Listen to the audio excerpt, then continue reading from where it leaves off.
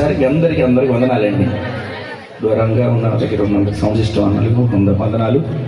ప్రభు ఎంతవరకు మనలను మన కుటుంబాలని రెక్కల్లో భద్రపరిచే మరొకసారి రెండు చేతులతో దేవుని స్తోత్రం చెప్తాం. హల్లెలూయా, హల్లెలూయా.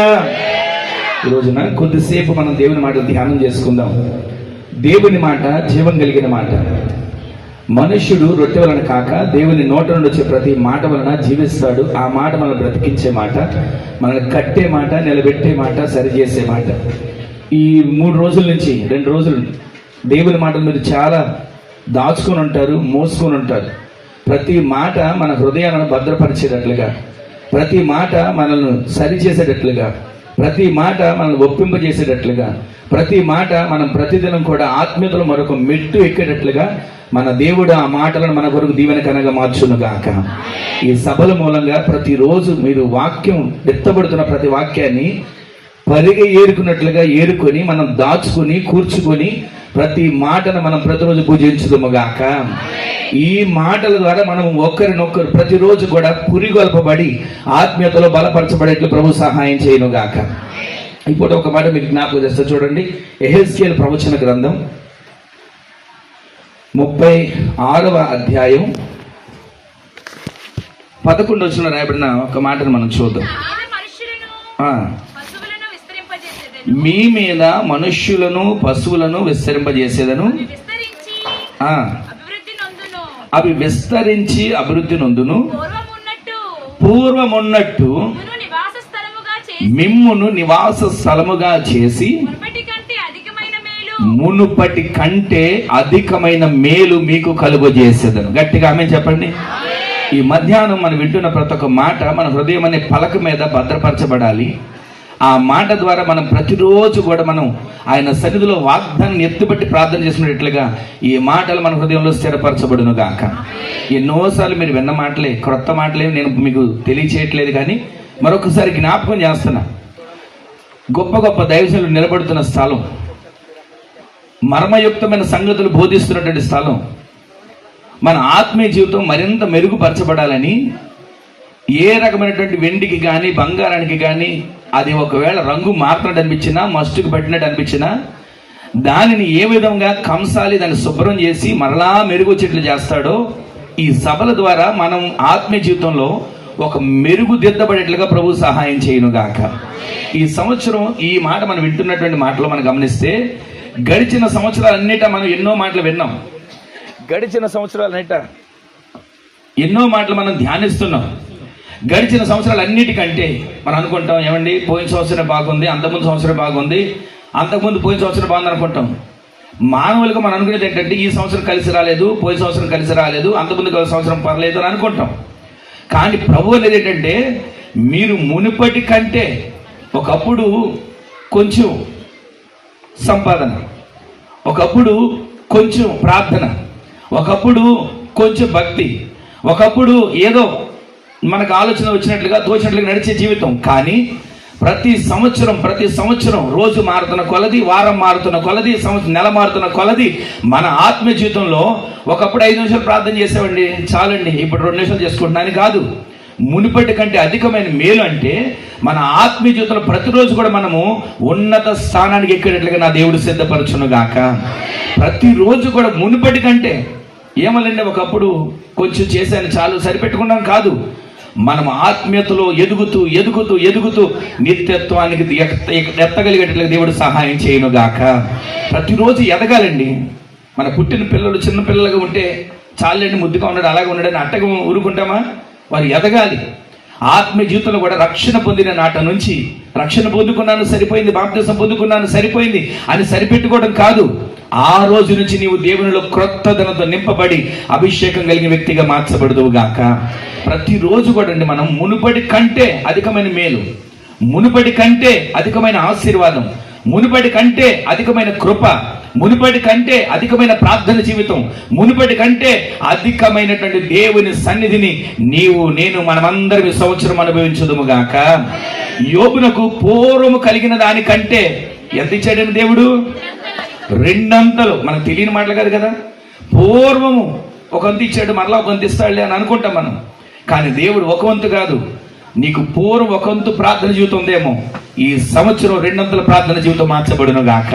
నీ ఆత్మీయ జీవితంలో ఒకప్పుడు చేసే భక్తి ఒకవేళ బలిపీఠం చల్లారిపోతుందేమో, ఈ సభల ద్వారా దేవుడు మనతో మాట్లాడుతున్న మాట, మన బలిపీఠాలు మరలా మండును గాక, మన బలిపీఠాలు మరలా సరిచేయబడును గాక. మన వ్యక్తిగతంగా ఆత్మీయంగా మునుపటి కంటే చెప్పాలి అధికముగా మనం విస్తరించేట్లు నా దేవుడు సహాయం చేయను గాక. మునుపటి కంటే మనం అధికమైనటువంటి మేలు పొందుకోవాలండి. మునుపటి కంటే అధికమైనటువంటి కృపను మనం పొందుకోవాలి. మేలు అంటే డబ్బు అని కాదు, మేలు అంటే ఏదో సంపాదన అని కాదు, మేలు అంటే ఏదో లేంటే ఒక ఇల్లు కట్టుకున్నాను, ఇల్లు కట్టుకున్నాను, రేకులు షెడ్ వేసుకున్నాను సరిపోయిందని కాదు. మునుపటి కంటే నీ ఆత్మీయ జీవితంలో అధికమైన మేలు నీ కళ్ళతో చూసేట్లు దేవుడు సహాయం చేయను గాక. ఈ సంవత్సరం మీరు విశ్వసించండి, మీ సర్వ ప్రయత్నాలన్నిటిలో రెట్టింపు ఆశీర్వాదం దేవుడు మీకు దయచేయను గాక. మీ సర్వ ప్రయత్నాలన్నిటిలో దేవుడు మీకు తోడయుండి మీకు సహాయం చేయను గాక. ఈ సంవత్సరం మనం వింటున్నటువంటి ప్రతి ఒక్క మాటలో కొన్ని మాటలు మీకు జ్ఞాపకం చేస్తాను.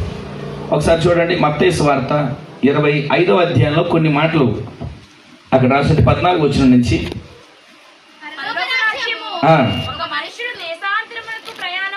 పరలోక రాజ్యము ఒక మనుష్యుడు దేశాంతరమునకు ప్రయాణమై తన దాసులను పిలిచి తన ఆస్తిని వారికి అప్పగించినట్లు ఉంటది. ఒకనికి 5 తలాంతులు, ఒకనికి 2.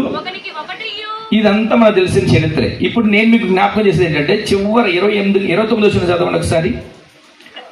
కలిగిన ప్రతివానికి ఇయ్యబడును, సమృద్ధి కలుగును, లేని వాని యొద్ద నుండి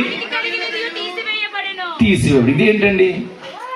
కలిగిన వాళ్ళకే ఇస్తున్నాడంట, కలిగిన వాళ్ళకే అన్నీ అవుతున్నాయి అంట. మనం కూడా అనుకుంటాం కదా, వాళ్ళకి ఇల్లు ఉందండి, గవర్నమెంట్లో మళ్ళీ ఇల్లు వచ్చింది, వాళ్ళకి ఇది సంపాదన ఉందండి, మరలా గవర్నమెంట్లో వాళ్ళకి ఏదో వచ్చింది అని మనం అనుకుంటుంటాం.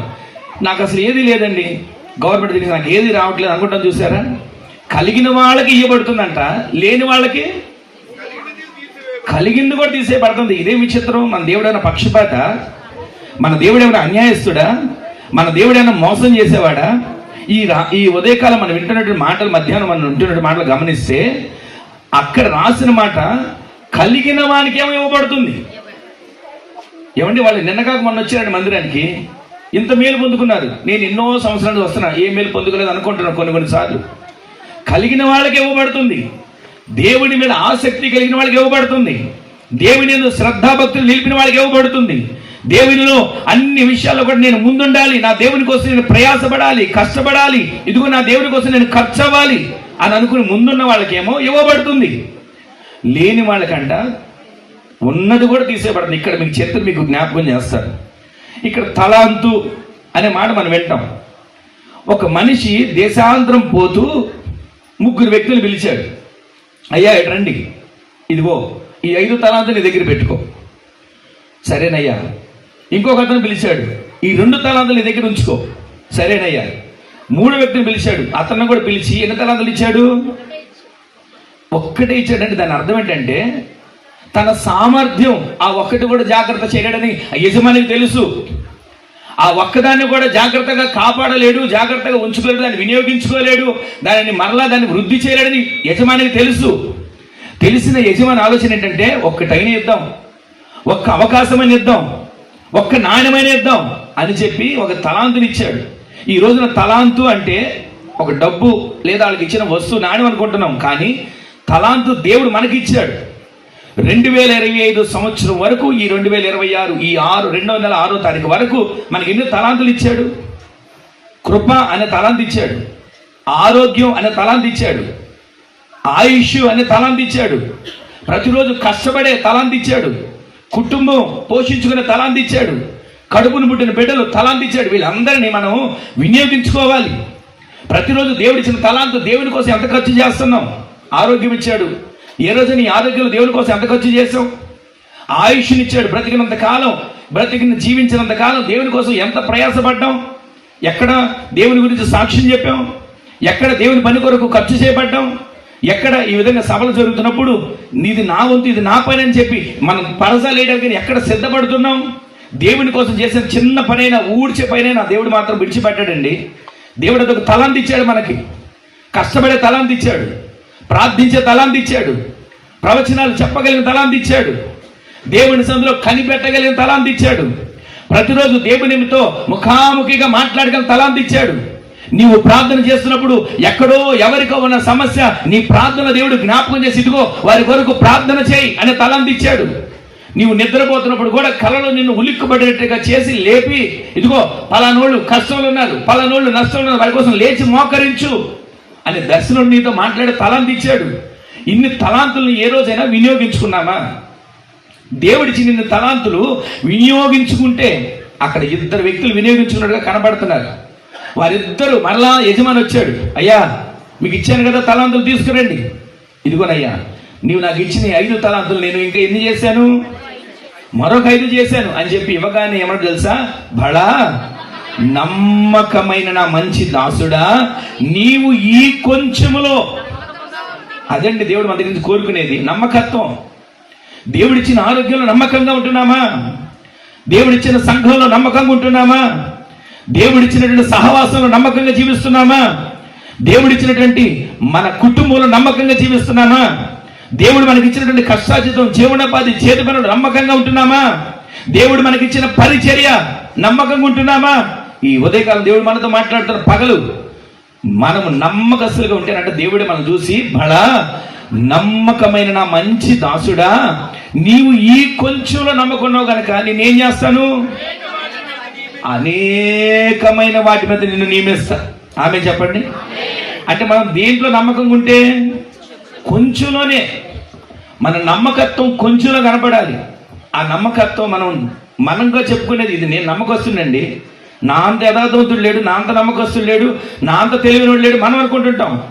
కానీ మనల్ని చూసి దేవుడు అన్నారంట, ఈ కొంచెంలో నమ్మకంగా ఉన్నావు, నీకు ఇచ్చిన పనిలో నమ్మకంగా ఉన్నావు.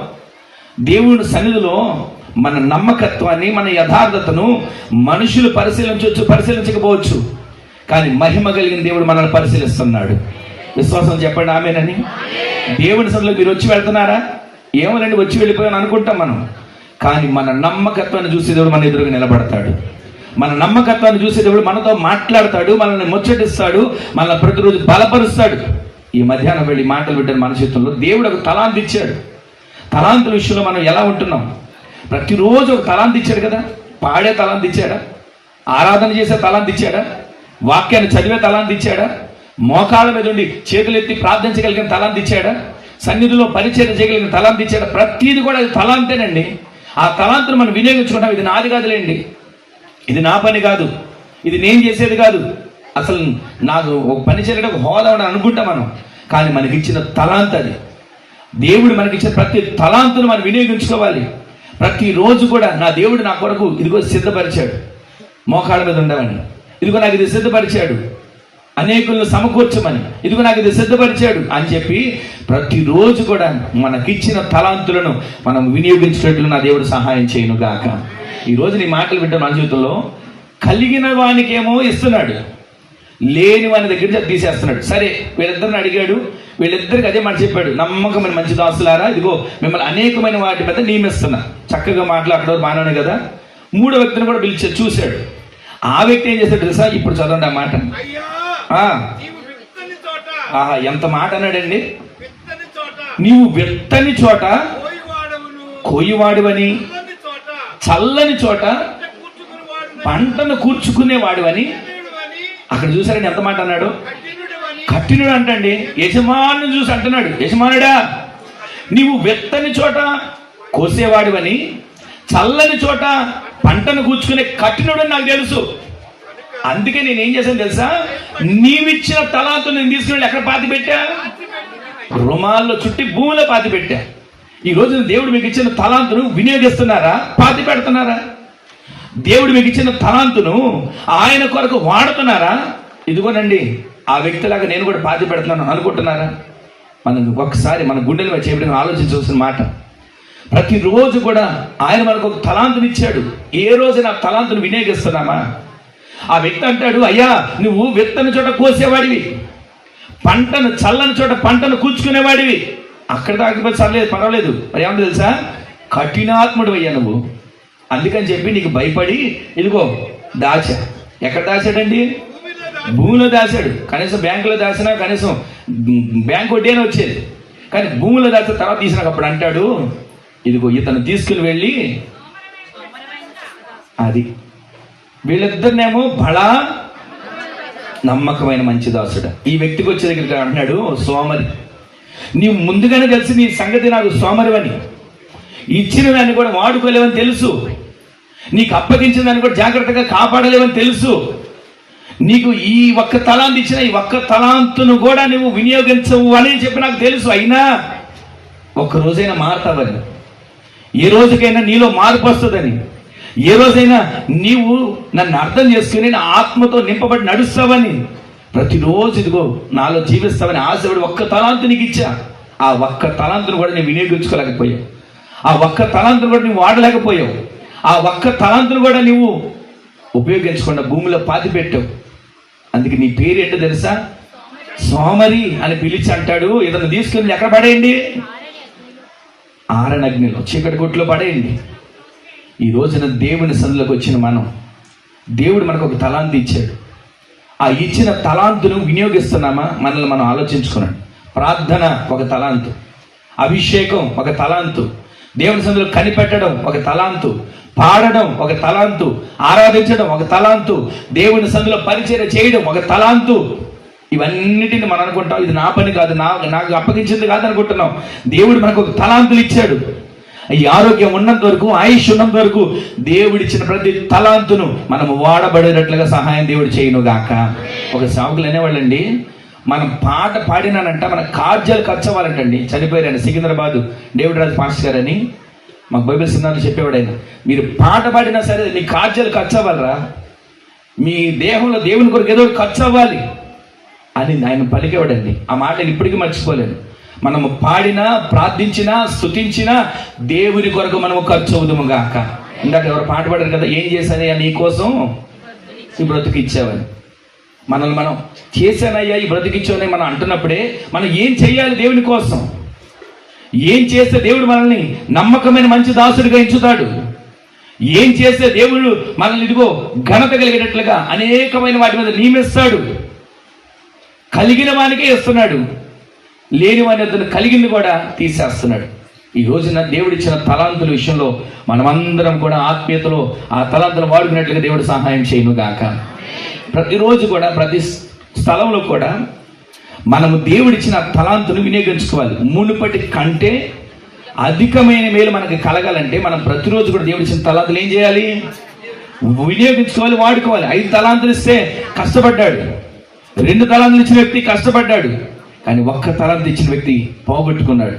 ఈ రోజు నీ మాటలు వింటున్న మన జీవితంలో మనకు దేవుడు 1 తలాంతు ఇచ్చిన ఆ 1 తలాంతులను మనం దేవుళ్ళు అంటూ కట్టబడి సాగుదుము గాక. నాకు ఇన్ని రావండి, అన్ని రకాలుగా రావు, కానీ ఒకటే వచ్చు. ఏమొచ్చు? ప్రార్థన. ఆ ప్రార్థన చేయండి. ఆ ఒక్కడొచ్చిన ప్రార్థన మీరు చేసి చూడండి. మీ ద్వారా అనేకులు నశించిపోతున్న ఆత్మలు దేవుని సన్నిధిలో నడిపించబడలేదు నా దేవుడు చేయను గాక. ఈ సంవత్సరం మీ ప్రార్థన బలమైన ప్రార్థనగా నా దేవుడు మార్చును గాక. ఈ సంవత్సరం మీ అభిషేకాన్ని దేవుడు రెట్టింపు చేయను గాక. మునుపటి కంటే అధికమైన అధికమైన అధికమైన మేలు, అభిషేకం, కృప విస్తరించును గాక. ఈ రోజు నీ మాటలు వింటున్న మన జీవితంలో అధికమైన మేలు. భూ సంబంధం కూడా మాట చెప్తాను వినండి. మీకు ఒక ఇల్లు ఉంది, దేవుడి సంవత్సరం అధికమైన రీతిలో ఆ ఇల్లు మీద ఇల్లు కట్టబెట్టలేక దేవుడు చేయను గాక. చెప్పరా ఆమెనని? ఈ సంవత్సరం మీరు ఒక చిన్న ఉద్యోగం చేస్తున్నారు, కానీ ఈ రోజు నుంచి దేవుడు ఆ ఉద్యోగాన్ని అధికమ చేయను గాక. ఆ ఉద్యోగంలో ఉన్నతమైన ప్రమోషన్ కలుగు చేయను గాక. మీరు ఏదో చిన్నది కష్టపడుతున్నామండి చాలని కుటుంబం పోషించుకోనుకుంటున్నారు, అలా కాదు. మీ ద్వారా అనేకులు పోషించబడేట్లుగా నా దేవుడు చేయను గాక. అధికమైన మేలు, అధికమైన మేలు, అధికమైన మేలు ఈ సంవత్సరం దేవుడు దయచేయను గాక. ఎవరికి దయచేస్తాడు? ఎలా దయచేస్తాడు? 2 స్నేహితులు ఉన్నారంటే, ఆ 2 స్నేహితులు ఒక చోట ఇద్దరు కలిసి చదువుకున్నారు, కలిసి పెరిగారు, కలిసి ఉద్యోగం చేస్తున్నారు. అయితే వాళ్ళిద్దరు కలిసి చేస్తుండగా ఒక వ్యక్తి ఏమో చేసే ఉద్యోగంలో ప్రమోషన్ మీద ప్రమోషన్ పెంచుకుంటున్నాడు. ఒక వ్యక్తి మాత్రం ఎక్కడ జాయిన్ అయ్యాడో అక్కడే కూర్చున్నాడు. దానికి కారణం ఏంటి చెప్పనా? దేవుడు తనకిచ్చిన ఉద్యోగంలో, కష్టపడి తెచ్చుకున్నటువంటి ఉద్యోగంలో నమ్మకస్తుడిగా అప్పగించిన పని చేసుకుంటున్నాడు, ముందుకు సాగుతున్నాడు. పైన ఉన్న అధికారులు చూసిన వాళ్ళు ఇతను ఎంత నమ్మకంగా సాగుతున్నాడు కదా, అని చెప్పి ఉన్నతమైన స్థితిలో క్రమక్రమముగా అభివృద్ధి పరుస్తున్నారు. అయితే ఇంకొక వ్యక్తి ఉన్నాడు, ఏదోలేండి ఉద్యోగం వచ్చింది చేసుకుంటున్నాను అని వెళ్ళి 2 కాళ్ళు లేపి టేబుల్ మీద పెట్టి నిద్రపోతున్నాడు అనుకోండి, ప్రమోషన్ వచ్చిద్దా? మనం చేసే పనిలో దేవుడిచ్చిన పని ఏదైనా అది నమ్మకంగా చేయాలి. ఆ ఇద్దరు ప్రతిరోజు కూడా ఇద్దరులో ఉన్నటువంటి ఆ లక్షణాలు చూస్తే, ఒక వ్యక్తి ఏమో ఇచ్చిన పని నమ్మకంగా చేసుకుంటూ వెళ్ళిపోతున్నాడు, ఒక వ్యక్తి చక్కగా 2 కాళ్ళు టేబుల్ పెట్టుకుని నిద్రపోతున్నాడు. ఆ వ్యక్తి అక్కడే ఉన్నాడు, ఈ వ్యక్తి అంచెలంచెలుగా ఎదిగిపోతా ఉన్నాడు. ఇక ఇదంతా మనం గమనించిందే కానీ తెలిసిందే కదా. అయితే ఈ రోజున వారిద్దరు కూడా మందిరానికి వెళ్ళడానికి అయినా సరే ఒక రూమ్లో ఉంటారు. సరే మందిరానికి వెళ్దాంరా అని అంటే ముందు కొద్దిగా హడావుడిగా టైం అయిపోతుంది, ప్రార్థన మొదలు పెట్టేస్తారు, పాటలు పాడేస్తారు అని హడావుడికి వెళ్ళిపోతుంది. ఇంకొక వ్యక్తి అంటాడా, వెళ్ళే నేను వస్తాను పద, పాటలు పాడని, సాక్ష్యాలు చెప్పని, ఆరాధన చేయని, వాక్యం చెప్పేప్పుడు అవసరం ఆఖరిలో వచ్చేనా ఏం పొందుకుంటాను? మీ అందరూ తెలుసు అనుకుంటాను. ఆఖరిలో వచ్చైనా సరే ఏం పొందుకుంటామంటండి? ఆమెనని చెప్తారు కదా తండ్రి కుమార్ పరిశుద్ధాత్మలో, అప్పుడైనా ఆమెను దేవుని కలుగుద్దు కదా అనుకునేవాడు అంటండి. నువ్వు పద నేను వస్తానండి. ఎంతసేపు సోమరివైనా చెడ్డదాసుడు ఏమయ్యాడు? ఆఖరికి చీకటి గుట్లో పడేశాడు, అగాధంలో పడ్డాడు. ఈ రోజున మనం సోమరిలాగా ఉండకూడదు. దేవుని సలికి వచ్చిన వారు సామెతల గ్రంథంలో మాట ఉంది కదా, సోమరి ఎక్కడికి వెళ్ళాలంటండి? అసలు వాటికి ఎక్కడి నుంచి వచ్చినంత జ్ఞానం? లైన్గా క్రమంగా వెళ్తాయండి. ఈ రోజున దేవుని సన్నిధికి వచ్చిన మనం మునుపటి కంటే అధికమైన మేలు పొందాలంటే మనలో సోమరి అనే ఆ తత్వం పోవాలి. దేవుని కొరకు మంచి నమ్మకమైన మంచి దాసులుగా మనం మార్చబడదుము గాక. ఈ రోజు నీ మాటలు వింటున్న మన చేతుల్లో మునుపటి కంటే అధికమైన కలగని అందరికీ ఉంటుంది. మునుపటి కంటే అధికమైన నేను పొందుకోవాలి నాకు ఆశ ఉంటుంది. కానీ దేవుడిచ్చిన తలాంతులు వినియోగించుకుంటే, దేవుడిచ్చిన తలాంతులు మనం క్రమంగా వాడుకుంటే, దేవుడిచ్చిన ప్రార్థన, మనకిచ్చిన అభిషేకం, మనకిచ్చిన ఆత్మ, మనకిచ్చినటువంటి పరిచర్య, మనకిచ్చినటువంటి బాధ్యత, ప్రతి దాంట్లో కూడా మనం ఎలా ఉండాలంటండి? నమ్మకస్తులుగా మనం ఉంటే మనల్ని అనేకమైన వాటి మీద దేవుడు ఏం చేయబోతున్నాడు? అధికారులుగా చేయబోతున్నాడు. ఈ రోజున ఒక మాట మనం వింటుండగా ఈ సంవత్సరం మన పరిచర్యలో అధికమైన మేలు దేవుడు దయచేయను గాక. మీ కుటుంబాల్లో దేవుడు అధికమైన మేలులు కలుగు చేయను గాక. ఈ సభలలో ఈ పగలు ఈ మాటలు వింటున్న మనందరి జీవితంలో దూరాన సమీపాన్ని ఎవరు వింటున్నా ప్రతి వానికి నా దేవుడు అధికమైన మేలు కలుగు చేయను గాక. ప్రతి ఒక్కరు అధికమైన మేలు చేత విస్తరించబడుదురు గాక. ఈ రోజు నీ మాటలు వింటే మనం మరొక మాట మీకు జ్ఞాపకం చేస్తాను. మొదటిది, అధికమైన మేలు మనకు కలగాలంటే దేవుడు మనకి ఇచ్చిన తలాంతులు మనం వినియోగించుకోవాలి. వాటిని జాగ్రత్తగా దేవుని కొరకు వాడబెట్టలే మనం బ్రతకాలి. రెండో మాట, ఇర్మియా గ్రంథం 33వ అధ్యాయం 9వ వచనంలో ఒక మాట చూడండి. భూజనులందరి ఎదుట వారు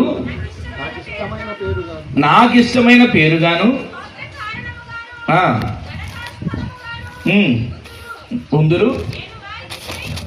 ఈ మాట అందరు జాగ్రత్తగా వినండి. నేను వారికి చేయు సకల ఉపకారములను గూర్చిన వర్తమానమును జనులు విని, నేను వారికి కలుగ చేయు సమస్త క్షేమమును బట్టి, సమస్తమైన మేలులను బట్టి భయపడుచు దిగులు నొందుతారు. గట్టిగా ఒకసారి ఆమె చెప్పండి. ఇక్కడ భయం పడుతున్నారు, దిగులు ఎవరు పడుతున్నారు? మీకు ఒక మాట జ్ఞాపకం చేస్తారు.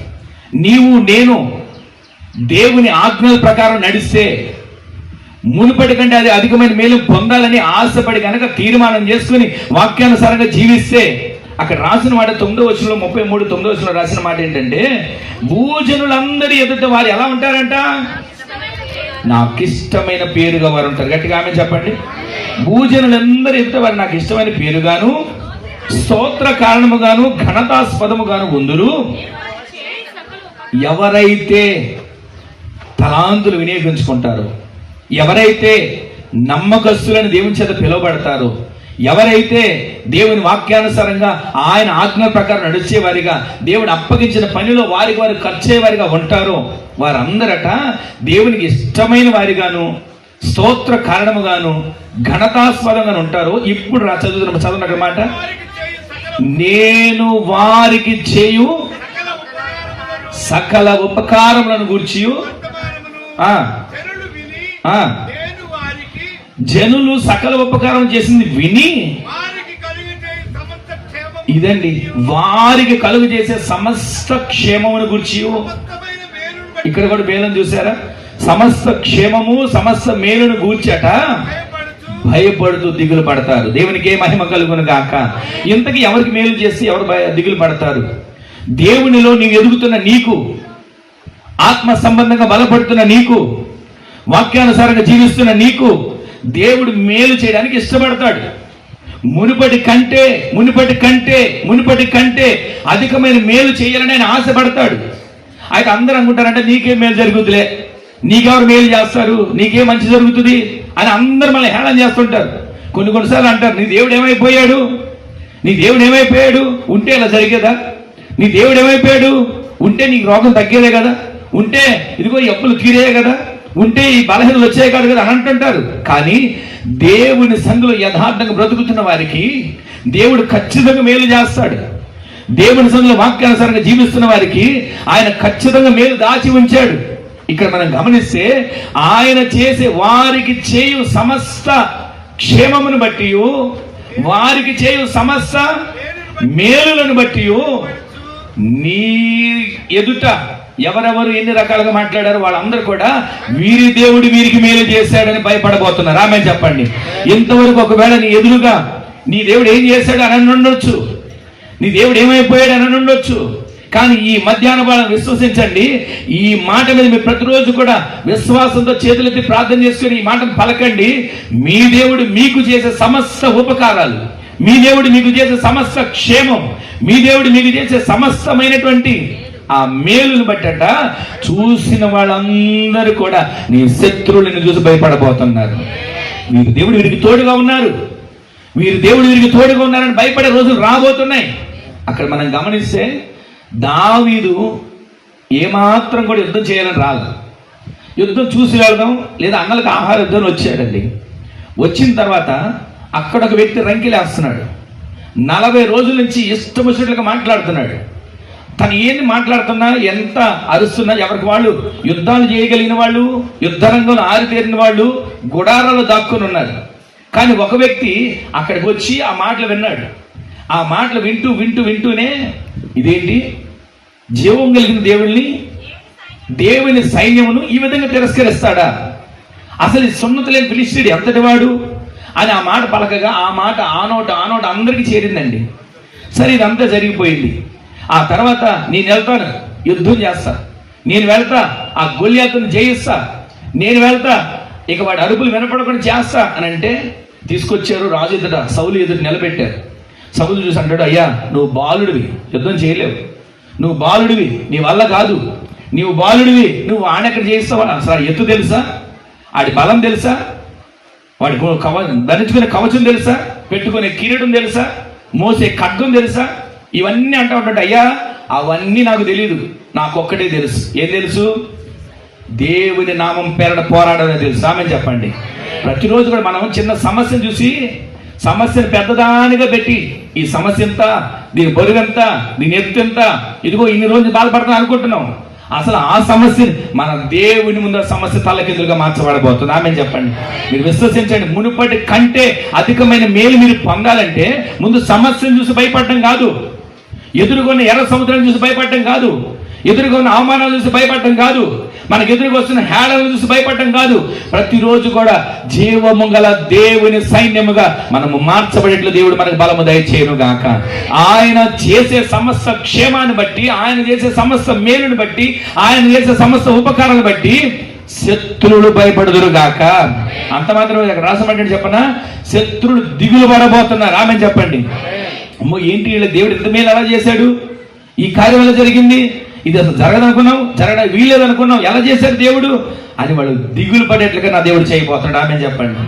ఈ సంవత్సరం మీరు విశ్వసించండి, మునుపటి కంటే అధికమైన మేలు. ఇక్కడ మనం గమనిస్తే దావీదు వెళ్ళాడు యుద్ధంలోకి. తెలిసిన మాటలే కదా మనకి ఇవన్నీ. యుద్ధం చేశాడు, యుద్ధానికి వెళ్తా ఉంటాడు, నోటుకు వచ్చినట్లుగా మాట్లాడాడు గొల్యాతు. అప్పుడు ఏమన్నా తెలుసా, యుద్ధము నాది కాదు, యుద్ధము యెహోవాది అని వెళ్ళాడా. ఎన్ని తీసుకెళ్ళాడు రాళ్ళు? 5 నున్నటి రాళ్ళు తీసుకుని వెళ్ళి ఎన్ని వాడాడు? ఒకే ఒక్క రాయి ఆ వడిసెల్లో పెట్టి గిరగిర తిప్పి కొడితే వాడు నుదుటి మీద తగలగా వెనక పడ్డాడా, ముందుకు పడ్డాడండి? బోర్ల పడ్డాడు. అంటే నీవు యుద్ధానికి వెళుతుండగానే నీకంటే ముందు నా దేవుడు అక్కడ నిలబడబోతున్నాడు. ఈరోజు విశ్వసించండి. సమస్యను చూసి భయపడకండి, సమస్యను చూసి దిగులు పడకండి. ఈ సమస్య నన్ను ఏం చేస్తుందో, ఈ సమస్య నన్ను ముంచేస్తుందేమో, ఈ సమస్యలో నేను ఎదగలేనేమో, ఈ సమస్యలో నేను దాటలేనేమో అని కంగారు పడకండి. సమస్య అక్కడ ఉందంటే నీకన్నా ముందుగా నువ్వు సమస్య దగ్గరికి వెళ్ళక ముందే నా దేవుడు ఆ సమస్య దగ్గర నిలబడబోతున్నాడు. నువ్వు సమస్యను ఎదుర్కోక మునిపే నా దేవుడు ఆ సమస్యను బోర్ల పడేట్టుగా చేయబోతున్నాడు. ఈ సంవత్సరం విశ్వసించండి.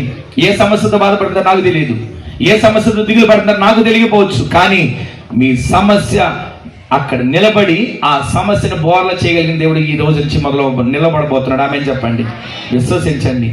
దావీదు ఒకే ఒక రాయి విసిరిగొట్టాడు, అక్కడ ఉన్నటువంటి సమస్య బోర్ల పడింది. వెళ్ళాడు, తన కత్తితో తల నరికి తీసుకొని వస్తున్నాడు. ఇప్పుడు చెప్పండి, తల చేత పడుకొని వస్తున్నాడు కదా, అక్కడ ఉన్న వాళ్ళందరూ పాడబడారు. ఏం పాడబడారు? ఈ మాట వినగానే ఎవరికి ముందు అసూయ వచ్చింది? ఎందుకు వచ్చింది అంటారు? దావీదు పేరు సౌలేమో వేల కొలదంట. ఈ మాట అసలు వాస్తవానికి మనందరం చేయలేని పని ఒకటి చేశాడు కదా, మనందరం చేయలేని పని ఒక్కడు వెళ్ళి శత్రువుని చంపి తల చేతపడి వస్తున్నాడు కదా అని ఏమన్నా మెచ్చుకున్నాడండి? అప్పటి నుంచి అసూయ మొదలైంది. కానీ ఒక్క మాట చెప్తాను వినండి, దేవుడు తనకు తోడై ఉండడం సౌలు చూసి దావీదుకి సౌలు భయపడినట్లుగా లేఖనాల్లో ఉంది. ఈ రోజున నీకు దేవుడు తోడై ఉన్నాడని నీ శత్రువులు చూసి భయపడబోతున్నారు. చెప్పండి ఆమేనని.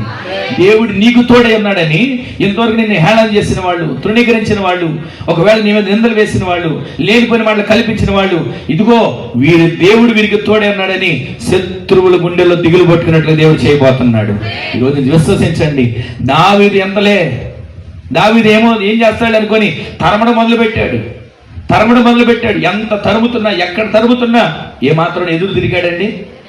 ఎక్కడ ఎదురు తిరగల. ఒకసారి ప్రాణం తీసే అవకాశం దొరికింది, ప్రాణం తీశాడండి.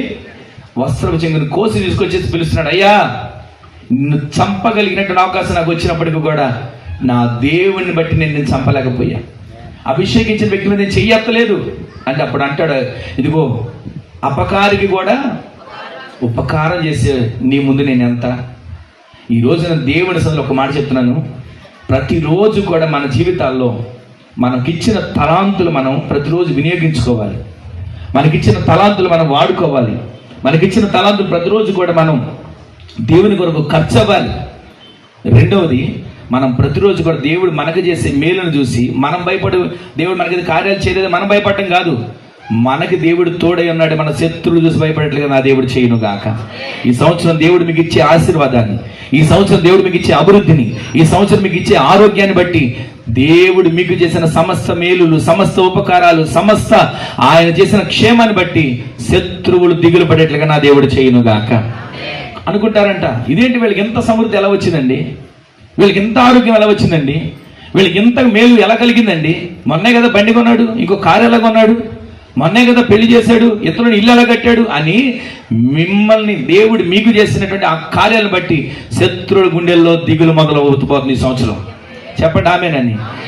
దేవుడు చేసే కార్యాలు ఆశ్చర్యమైన కార్యాలండి. ఆయన ఏదో మనం అందరం వచ్చాం కదా, మనకి ఏదో చిన్న కార్యం చేశాడు, రోగులు తగ్గించడానికి సరిపెట్టుకునేవాడు కాడు ఆయన. ఆయనకి కావాల్సింది నీ ఆత్మ రక్షించబడటం.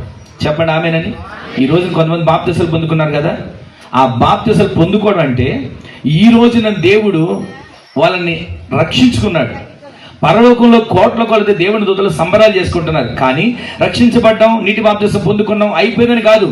ఈ రోజు నుంచి ఆత్మీయ జీవితం ప్రారంభించబడ్డారు. నామే చెప్పండి, ఈ రోజు నుంచి మీ ఆత్మీయ జీవితంలో ఏది కొల్లియాతు లాంటి పరిస్థితులు వచ్చినా, అవమానించే వాళ్ళు వచ్చినా, మిమ్మల్ని చూసి నవ్వుకునే వాళ్ళు వచ్చినా, మిమ్మల్ని చూసి నువ్వు కూడా చేసేది భక్తేనా, నువ్వు కూడా చేసేది ప్రార్థనేనా, పట్టుకొని బైబిల్ తీసుకుని వెళ్తున్నావు అని అంటున్నా సరే, వీటన్నిటిని కాదు, నిన్ను రక్షించిన దేవుని చూసి అడుగు మొదలుపెట్టు. ఆయన నీ అడుగు వేస్తుండగానే ఆ అడుగు చప్పుడు నీ శత్రు గుండెల్లో భయం దిగులు అయ్యేట్లుగా దేవుడు చేయబోతున్నాడు. విశ్వసించండి. ప్రతిరోజు కూడా ప్రతి క్షణం ఆయన చేసే ఆశ్చర్యమైన కార్యాలు, ఆయన చేసే మేలులు, ప్రతి దానిని బట్టి మనం ఆత్మీయతలో ముందుకు సాగుదుము గాక. ఇంకొక మాట మీకు జ్ఞాపకం చేస్తానండి. ఇశ్రాయేలు ప్రజలు అరణ్యంలో నడుచుకుంటూ వెళ్తున్నారండి. అరణ్యంలో నడుచుకుంటూ వెళ్తా ఉంటే అక్కడ ఉన్న రాజులకు భయం వేసింది. ఎవరికి వాళ్ళు కంగారు పడిపోయారు. ఇదేంటి, వాళ్ళు నడిచి వెళ్తా ఉంటే పచ్చిగా ఆ బీట ఆవు మేసినట్లుగా అయిపోతుంది. ఇశ్రాయేల్ ప్రజలు అసలు ఇంత సైన్యం, ఇశ్రాయేల్ ప్రజలు ఇంత క్రమంగా వెళ్ళడానికి కారణం ఏంటి అని అక్కడున్న వాళ్ళందరూ మీటింగ్ పెట్టుకుని మాట్లాడుకుంటున్నారు. ఇదంతా జరగడానికి కారణం ఏంటి, అసలు ఇదంతా అవడానికి ఎవరు నడిపిస్తున్నారు? అయ్యా, వాళ్ళందరూ కూడా నడిపించడానికి నాయకులు ఎవరు, ఎంతమంది లేరు, ఒకే ఒక్క నాయకుడు ఉన్నాడు, మోషే. సరే, ఆ నాయకుడు ఏమన్నా వయసు కలిగిన వాడా? లేదయ్యా, ఆయన ముసలాయన. సరే, ఇంతమంది వెళ్తున్నారు కదా, ఇంతమంది వస్తుంటేనే మా గుండెల్లో భయం వేస్తుంది, ఇంతమంది వస్తుంటేనే మా ఊరు మీద దాడుతుంటేనే మాకు గుండెల్లో దిగులు మొదలవుతుంది. ఇంతకీ వాళ్ళ రహస్యం ఏంటి, వాళ్ళకున్నటువంటి ధైర్యం ఏంటి, వాళ్ళకున్నటువంటి బలగం ఏంటి? అయ్యా, అవన్నీ మాకు తెలియదు. ఒకే ఒక్క నాయకుడు నడిపిస్తున్నాడు, ఒకే ఒక్క నాయకుడు, అది కూడా ముసలైన, లక్షల మందిని నడిపిస్తున్నాడు. కానీ సరే, వారి దేవుడు వారికి తోడే ఉంటారు కదా, వాళ్ళ దేవుడు ఎలా ఉంటాడు తెలియదయ్యా. వాళ్ళ దేవుడికి ఆకారం ఎలా ఉంటుంది తెలియదయ్యా. ఇదిగో వాళ్ళ దేవుడు జీవం కలిగిన దేవుడు అంట. వాళ్ళ దేవుడిని వాళ్ళు ఆరాధించడం మొదలు పెడితే ఆత్మతో సత్యముతో ఆయన ఆరాధిస్తారంటండి అని చెప్పి ఇవన్నీ చెప్తుంటాడు. శత్రు గుండెల్లోకి భయం మొదలైంది. ఈ రోజున మనం వెళ్ళి ఇదిగోనండి పలానా మనం చెప్పక్కర్లా, మన ఆరాధనను చూసి శత్రు గుండెల్లో దిగులు మొదలవును గాక, మన ప్రార్థనను చూసి శత్రు గుండెలు దిగులు మొదలవును గాక. ఈ రోజున ఈ మాటలు వింటాను మన జీవితంలో ప్రతిరోజు కూడా, ప్రతి క్షణం కూడా మనం గొప్పతనం మనం చెప్పుకోక్కర్లేదండి. మనం ఇక్కడ మోకరించి ప్రార్థన చేసిన శత్రు గుండెల దేవుడు దిగులు కలుగు చేయబోతున్నాడు. విశ్వసించండి, ఈ సంవత్సరం మునుపటి కంటే అధికమైన మేలు మీకు దయచేయాలని దేవుడు ఇష్టపడుతున్నాడు. ఇంతకీ ఆ మేలు మనం పొందుకోవాలంటే తలాంతులను వినియోగించుకోవాలి. ఆ మేలు మనకి కలగాలంటే ప్రతిరోజు కూడా దేవుడు ఇచ్చిన కృప అనే తలాంతు, ప్రార్థన అనే తలాంతు, భక్తి అనే తలాంతు, వాక్యం చదవడం ధ్యానించడం అనే తలాంతు, దేవునిలో కనిపెట్టడం అనే తలాంతు, ప్రతిరోజు ప్రార్థన, అభిషేకం, ఆత్మాభిషేకం నింపబడే తలాంతు చేత మనం నింపబడదుము గాక. రెండోది, మనం ముందుకు పట్టుకంటే అధికమైన మీరు పొందుకోవాలంటే ఈ తలాంతులు పొందుకొని నడుస్తూ ఉంటే మనకు దేవుడు సమస్తమైన మేలులు చేస్తాడు, సమస్తమైన ఉపకారాలు చేస్తాడు, సమస్తమైన క్షేమాన్ని చేస్తాడు. అది చూసట శత్రుడి గుండెలో దిగులు మొదలవుతుంది, శత్రుడి గుండెల్లో భయం మొదలవుతుంది. ఈ రోజున విశ్వసించండి, నిన్ను బట్టి నీ ఇంతవరకు ఏ శత్రు అంటే ఇరుగు పొరుగు వాళ్ళ గురించి నేను చెప్పేది. శత్రు అంటే నీ ఆత్మీయ జీవితాన్ని పోగొట్టాలని శత్రుడు తిరుగుతున్నాడు. నీ ఆత్మీయ జీవితాన్ని పాడు చేయాలని, ఆత్మలో ఎదగకుండా చేయాలని, భక్తి నాశనం చేయాలని, నిన్ను దేవుని నుంచి దూరం చేయాలని, సంఘం నుంచి సహవాసం దూరం చేయాలని ఎన్నో శత్రువులు తిరుగుతున్నారు. ఆ అపవాది అనే శత్రువు నుంచి దేవుడు నిన్ను విడిపించబోతున్నాడు.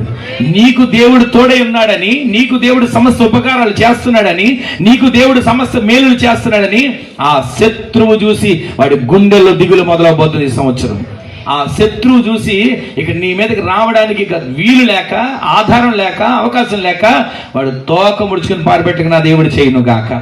మూడో విషయం మీకు జ్ఞాపకం చేస్తాను చూడండి, యెషయా గ్రంథం 3వ అధ్యాయం 10వ వచనం. ఎవని మనస్సు నీ మీద ఆనుకును పూర్ణ శాంతి గలవానిగా కాపాడదు. యెషయా గ్రంథం 3వ అధ్యాయం 10వ వచనం. మీకు మేలు కలుగునని, అదండి, ఒకటేమో దేవుడిచ్చిన తలాంతుల్ని వినియోగించుకోవాలి, వాడుకోవాలి, అప్పుడు మునుపటి కంటే అధికంగా మేలు చేస్తాడు.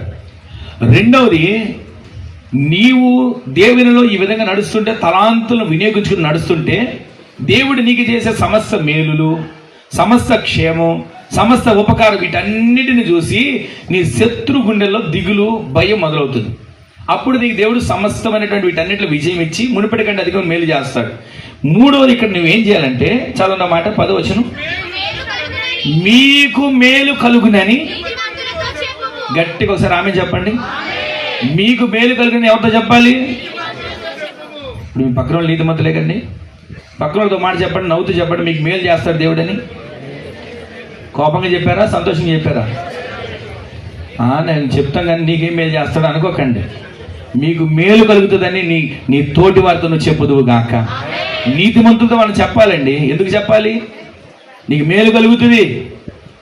మనం కొన్నిసార్లు అంటుంటాం, ఎవరికైనా ఏదైనా బాగా అయిపోయిందండి, ఇక వీళ్ళ పని అయిపోయింది, ఇక వీళ్ళకి ముందు మంచి రోజులు రావని అంటుంటాం.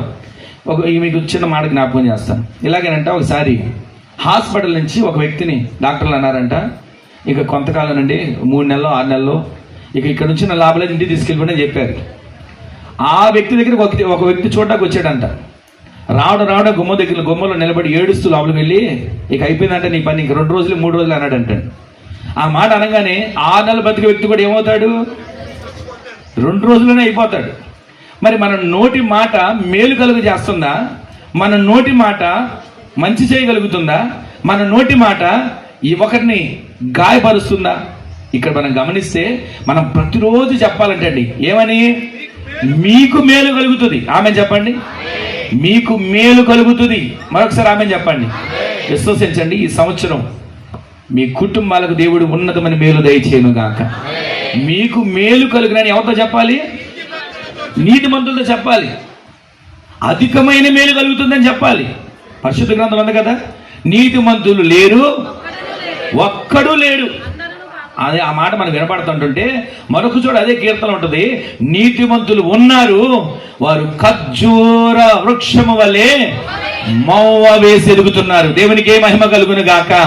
ఈ రోజున మనము దేవుని సందులో నాటబడిన నీతిమంతులుగా, దేవుని సందులో నాటబడిన ఖర్జూర వృక్షముగా, దేవుని సందులో నాటబడిన ఆ ఖర్జూర వృక్షము మౌవ వేసేటట్లుగా మనం ప్రతిరోజు ఆ నీతిమంతుని వేరునుగా పాకుతున్న వారమై ఆయన సందులో ఖర్జూర వృక్షములు ఎదిగే వారిగా మార్చబడదుము గాక.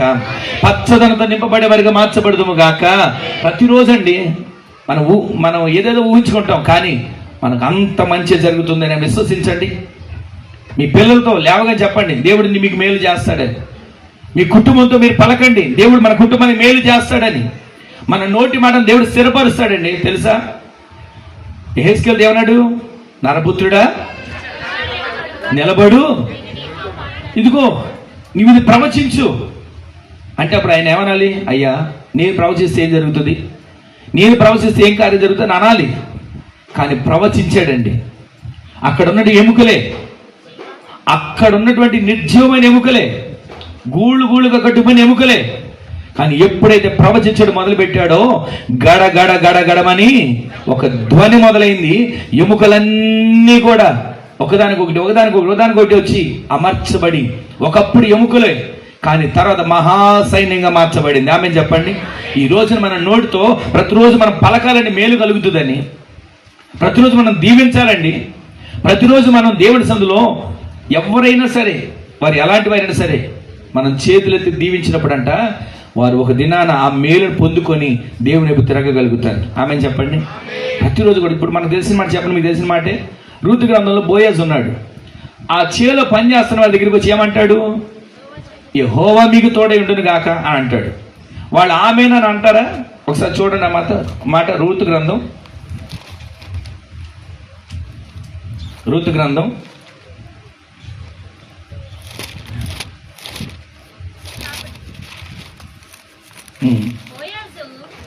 2వ అధ్యాయంలో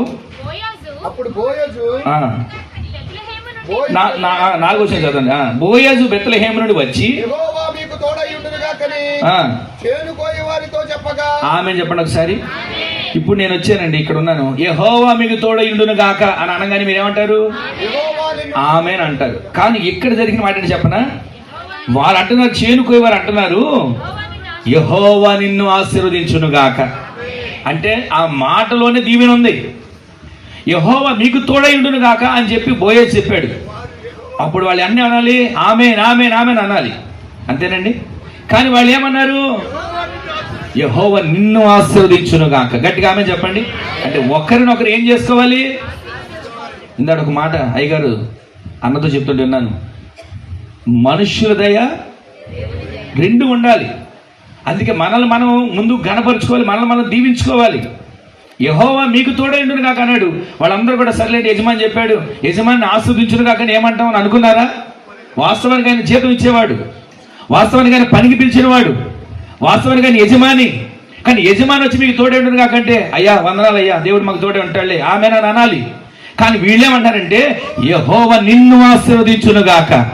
ఈరోజు మనం ప్రతిరోజు కూడా చెప్పాల్సిన మాట అని చెప్పండి అండి. ప్రతిరోజు కూడా మనం మునుపటి కంటే అధికమైన మేలు పొందుకోవాలనుకుంటే నీతిమంతులతో మనం చెప్పాలి, దీవించడం మొదలు పెట్టమని. నీతిమంతులతో మనం చెప్పాలి దేవుడు మేలు చేస్తాడని. నీతిమంతులతో మనం చెప్పాలి ప్రతిరోజు కూడా. నీతిమంతులు ఏమంటే వాళ్ళు నీతిమంతులు కాదండి, నేనే నీతిమంతుడు అనుకోండి, మన దృష్టిలో అసలు మన నీతిమంతులు అవ్వం. ప్రతి ఒక్కళ్ళు కూడా వీళ్ళు నీతిమంతులు మనం చెప్పడం మొదలు పెట్టాలి. వీరు నీతిమంతులు అని చెప్పి వాళ్ళని దీవించడం మొదలు పెట్టాలి. వీళ్ళు నీతిమంతులు అని చెప్పి ప్రతిరోజు కూడా చేతులెత్తి ఆశీర్వదించడం మొదలు పెడితే ఆ ఆశీర్వదించిన ఆ చేతులను దేవుడు ఉన్నతమైన స్థితిలోకి నడిపించబోతున్నాడు. మీ కుటుంబాలు దీవించబడాలంటే ఒకే ఒక్క మూలం అండి. ముందు మీరు దీవించండి. లేవగానే మీ బిడ్డలు దీవించండి. కొన్నిసార్లు లేవగానే పిల్లలు తిడతారు, లేవగానే ఆ రోజును తిట్టుకుంటారు, లేవగానే ఎవరు ఎదురు వచ్చారని తిట్టుకుంటారు, లేవగానే పలానాడు మొహం చూశారని తిట్టుకుంటారు. అసలు ఏం అవసరంలా. దేవుడు నీకు తోడే ఉన్నాడండి. ఇవన్నీ మళ్ళీ ఏం చేస్తాయి? దేవుడు మనకు తోడే ఉన్నాడండి. ఇవి మళ్ళీ ఏం చేయగలుగుతాయి? ప్రతిరోజు కూడా నీవు దీవించడం మొదలు పెడితే ఆ దీవెన నీ కుటుంబాలకు తరతరాలు నిలిచేట్లుగా దేవుడు చేయను గాక. నీవు దీవించడం మొదలు పెడితే చాలు, నీవు ఆశీర్వదించడం మొదలు పెడితే దేవుడు ఎవరికి మేలు చేస్తాడు? నీతిమంతులకు. అది మనం చెప్పాలి. నీతిమంతులకు దేవుడు మేలు చేస్తాడు, నీతిమంతులతో చెప్పాలి. చెప్పిన ప్రతి ఒక్కరిని కూడా దేవుడు నీతిమంతులుగా మార్చబోతున్నాడు. యోబు దగ్గరికి వచ్చి 4 స్నేహితులు నోటు వచ్చినట్టు మాట, నువ్వు ఏదో పాపం చేశారు అందుకే నీకు ఇలా వచ్చింది, నువ్వు ఏదో చేసావు అందుకే నీకు ఇలా అయింది అని అన్నారు. ఎక్కడైనా వాళ్ళ నోటుకు వచ్చినట్టు మాట్లాడాడండి యోబు గారు? ఎక్కడ వాళ్ళు ఏమల్లా. ఆఖరికి భార్య వచ్చి అంటుంది దేవుడు దూషించు అని అంటుందండి. అక్కడ కూడా ఆయన ఏమంటారు తెలుసా? మూర్ఖురాలు మాట్లాడేట్లు మాట్లాడుకో అని అన్నాడు. అక్కడ కూడా ఆమె తిట్టలేదండి. మూర్ఖురాలా అని అనల్లా. మూర్ఖురాలు మాట్లాడినట్లేదు, నువ్వు మాట్లాడుకో. దేవుడు మనకి మేలు చేస్తేనేనా, కీడు చేస్తే మనం తట్టుకోకూడదా అని అన్నాడండి. ఈరోజు నీ మాటలు వింటున్న మన జీవితంలో ప్రతిరోజు ప్రతి క్షణం దేవుడు మనకి మేలు చేస్తాడు. మునుపటి కంటే అధికమైన మేలు. ఆ మేలు చేసేటప్పుడు మనం ప్రతిరోజు కూడా ఎలా ఉండాలంటే ఆయన సందులో ఇచ్చిన తలాంతులు వాడుకోవాలి, తలాంతులు వినియోగించుకోవాలి. దేవుడు మనందరికి తలాంతులు ఇచ్చాడండి. ఒక్కొక్కరికి ఒక్కొక్క తలాంతు ఇస్తాడు. ప్రతి ఒక్కరికి ఒక్కొక్క తలాంతు, ఒక్కొక్క టాలెంట్ ఇస్తాడు. దానిని దేవుని కొరకు వినియోగించి చూడండి, దేవుని కొరకు ఖర్చు చేసి చూడండి. మీ జీవితాల్లో మునుపటి కంటే అధికమైన ఈ రోజు నుంచి ప్రారంభించబడును గాక. రెండోది, దేవుడు నీకు మేలు చేయడం, నీకు సమస్త క్షేమం కలుగు చేయడం, నీకు సమస్త ఉపకారాలు చేయడం. నీ శత్రువులు చూసి వాళ్ళు దిగులు మొదలవుతుంది. వాళ్ళ గుండెల్లో దిగులు ప్రారంభించబడుతుంది. ఇక్కడ మనం గమనిస్తున్న మూడోది, మనం ఏం చెప్పాలంట? నీతిమంతులతో నీకు మేలు కలుగుతుందండి, నీకు మేలు కలుగుతుందండి. ఇంకొక మాట, అదే 3 మొదటి వచనం చూడండి. ఆలకించుడి.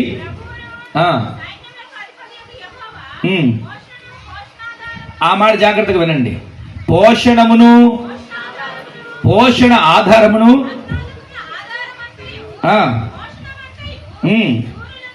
నీ పోషణమంతయో దీవించబడుతుంది. ఆమె చెప్పండి. పోషణాధారం అంటే చెప్పనా? జీవనోపాధి. ప్రతిరోజు కూడా మీ జీవనోపాధిని దేవుడు ఆశీర్వదిస్తాడండి. ఒక్క మాట చెప్తాను, మనసులో పెట్టుకోండి. లోకంలో ఉన్న వాళ్ళందరికీ ఆధారాలు తొలగిపోవచ్చు.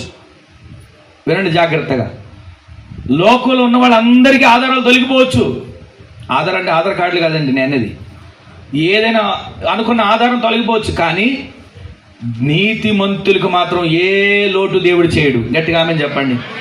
నీతిమంతులకు మాత్రమే ఏం కలుగుతుంది? ఆధారం కలుగుతుంది, మేలు కలుగుతుంది. ఈరోజు విశ్వసించండి ఈ మాటను. ఒకవేళ లోకంలో ఉన్న వాళ్ళకి అన్ని కొదువులు వచ్చినా సరే, నీతిమంతులు మాత్రం కొదువు రానివాడు. ఆమె చెప్పండి.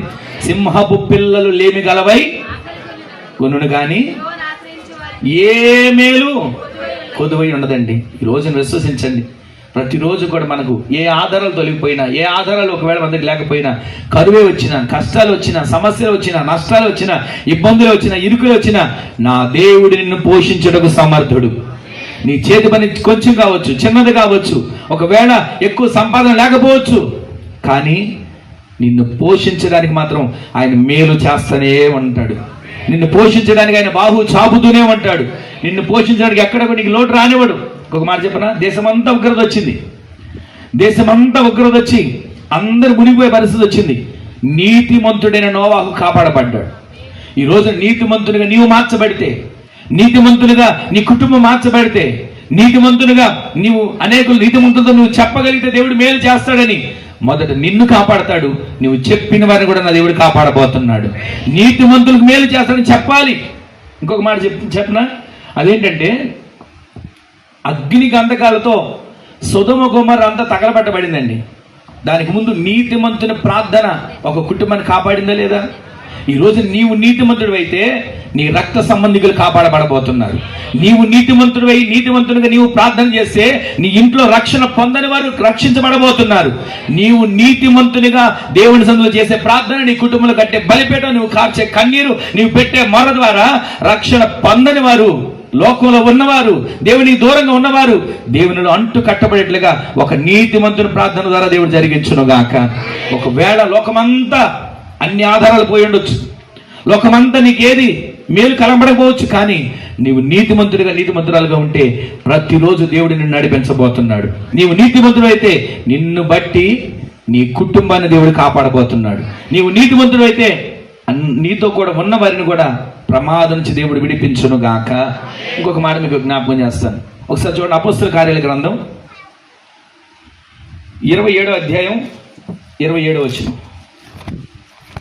14వ రాత్రి వచ్చినప్పుడు మేము అద్రియా సముద్రంలో 37 వచనం చదవండి అమ్మా.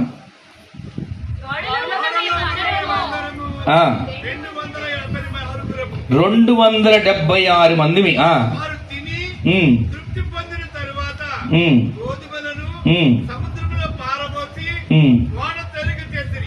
ఇక్కడ ఈ చరిత్ర అంతా మనకు తెలిసిందే కదా. 27 వచనం నుంచి అక్కడ చివరి వరకు 44 వచనం వరకు అపోస్తలుడైనటువంటి పౌలు గారు ఓడలో ప్రయాణం చేసి వెళ్తున్నారు. వెళ్తూ ఉండగా గాలి ఎక్కువైంది, అక్కడ ఉన్నటువంటి ఆటంకాలు వచ్చాయి, ఓడ మునిగిపోయే పరిస్థితి వచ్చింది. ఆ ఓడలో ఎంతమంది ఉన్నారంటండి? 276 మంది.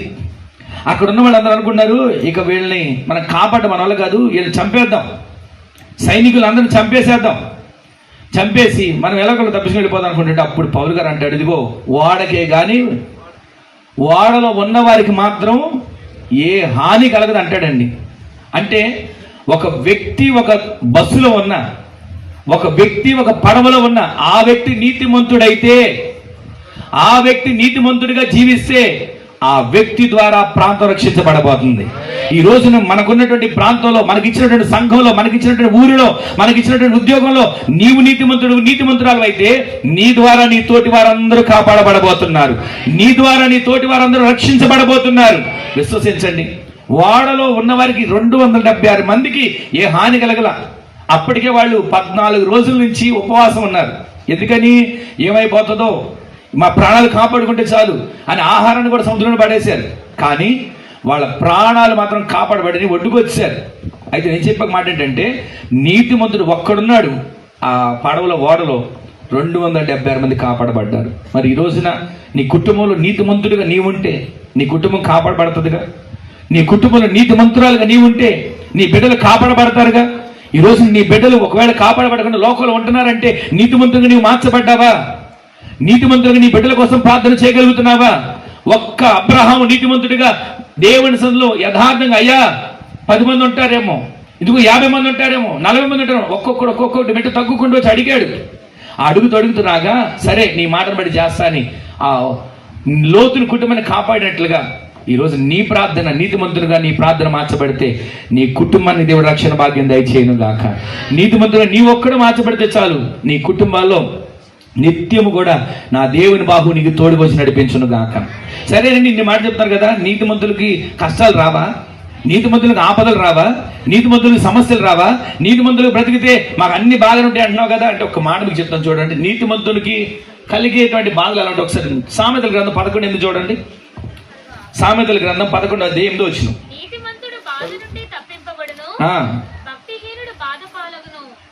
భక్తిహీనుడు నీతిమంతుడు ఏమవుతాడంటండి? అంటే బాధలు వచ్చినాయా రాలేదా? దేవుని ఎదుగుతున్నామండి, దేవుని అంటుకట్టబడ్డామండి, రక్తం చేత కడగబడ్డామండి. యేసు క్రీస్తు ప్రభుల వారే బాప్తిసం పొందిన తర్వాత 40 రోజులు అయినా అరణ్యంలో ఉపవాస ప్రార్థనకు వెళ్ళిపోతే అపవాది ఏం చేశాడు?